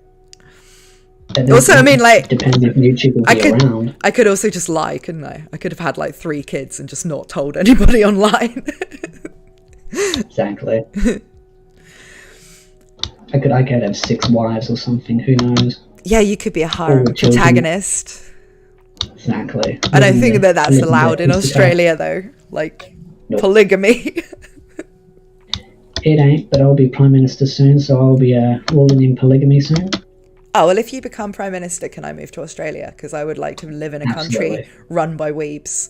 You know, like... Oh, yeah. That'll be the first thing. I'll be declaring this country the weeb nation. I'll be putting Elon Musk as Secretary of Defense, where he will be creating an army of Neko cat girls, where they will deal with all our needs. For the immigration policy, just change the point system to some kind of weeb points based on, like, how many you've watched on Mal or something. You must not have a Mal account to be able to join my country, or you can delete it, and you must have at least watched 6 isekais, 2 romance animes, and maybe 1 shonen episode. 60 isekais. I think I'd watched 48 at the time I made that analysis video about all the different isekais and which tropes were common in that. I'd watched 48, and I think at that time... You must have 1 anime figure. Does it count if it's a Funko? Yeah, we can count that. I've got a Funko of Hisoka from Hunter x Hunter on my desk. And now people will call me a paedophile. It's because that character is a paedophile. He's not a child, but he's also really awesome as a character. So that's why I have him on my desk. I mean, it's the broken characters are the fun characters. Yeah, he's like a psychopath as well, but he's entertaining, so... Which, by the way, for those that don't actually know, in Australia, the actual politicians that actually wanted to ban certain animes also got busted for having children images of underage. Of real? Yeah. They wanted to ban anime because they called it that word, but then they were also busted for having the very thing that they were fighting against. It's bizarre how often that happens, isn't it? Mm-hmm. It's like, yeah... Plus, this is the same political party that's already been accused of the R word as well. Yeah, well, we have a lot of sketchy political stuff in Europe as well. It's like, I don't think anywhere in the world's immune from it, but it's always weird to hear about other countries because, you know, we just hear about America all the time. And so you always kind of think like, oh yeah, Australia's got its own issues, Britain's got its own issues. And I mean, I don't like getting too political, but it's like in Australia, it's pretty universal. Most of us just think Morrison is like a class clown. Yeah. I mean, if anyone wants to see what a real class clown leader looks like, look up Morrison welding. He held a welding gun and didn't put the safety goggles on. And you just see his eyes just like glow and this thing just lights up and the safety guy's like, dude, put the mask on. God. Right. I really think we should wrap this up now. I know I said that like an hour ago, but you know, I'm having fun talking to you, but I kind of need to start getting dinner ready and stuff, you know. It's almost 5 a.m. Ah, yikes. I forgot that it was like 1 when we started, wasn't it? Yeah. This has actually been the longest stream I've done with a guest, I think. We got 3 hours, 12. And you never even took any breaks, man. I took a break to get a drink because my throat was going, but you have been like a hero on this stream. Thank you so much. I'm actually surprised that I did that well. I'm pretty proud. Until 5 a.m. Wow. Yeah, I'm still wide awake. Well, I have to make dinner because my boyfriend will get back from Brazilian Jiu-Jitsu soon. So you gotta make sure he's ready. Yeah. I don't do the grappling, I just do the striking, so... more like 2 hours ago? Yeah, it probably was, actually. No BJJ for me, but yeah. I will see you guys whenever I next do a stream. And I hope you had fun today. It's been nice having you all in the chat. Bye-bye. And now I have to wait the 15 seconds that YouTube takes to realise that I'm ending the stream. It takes forever. Yeah. Okay, now it's over.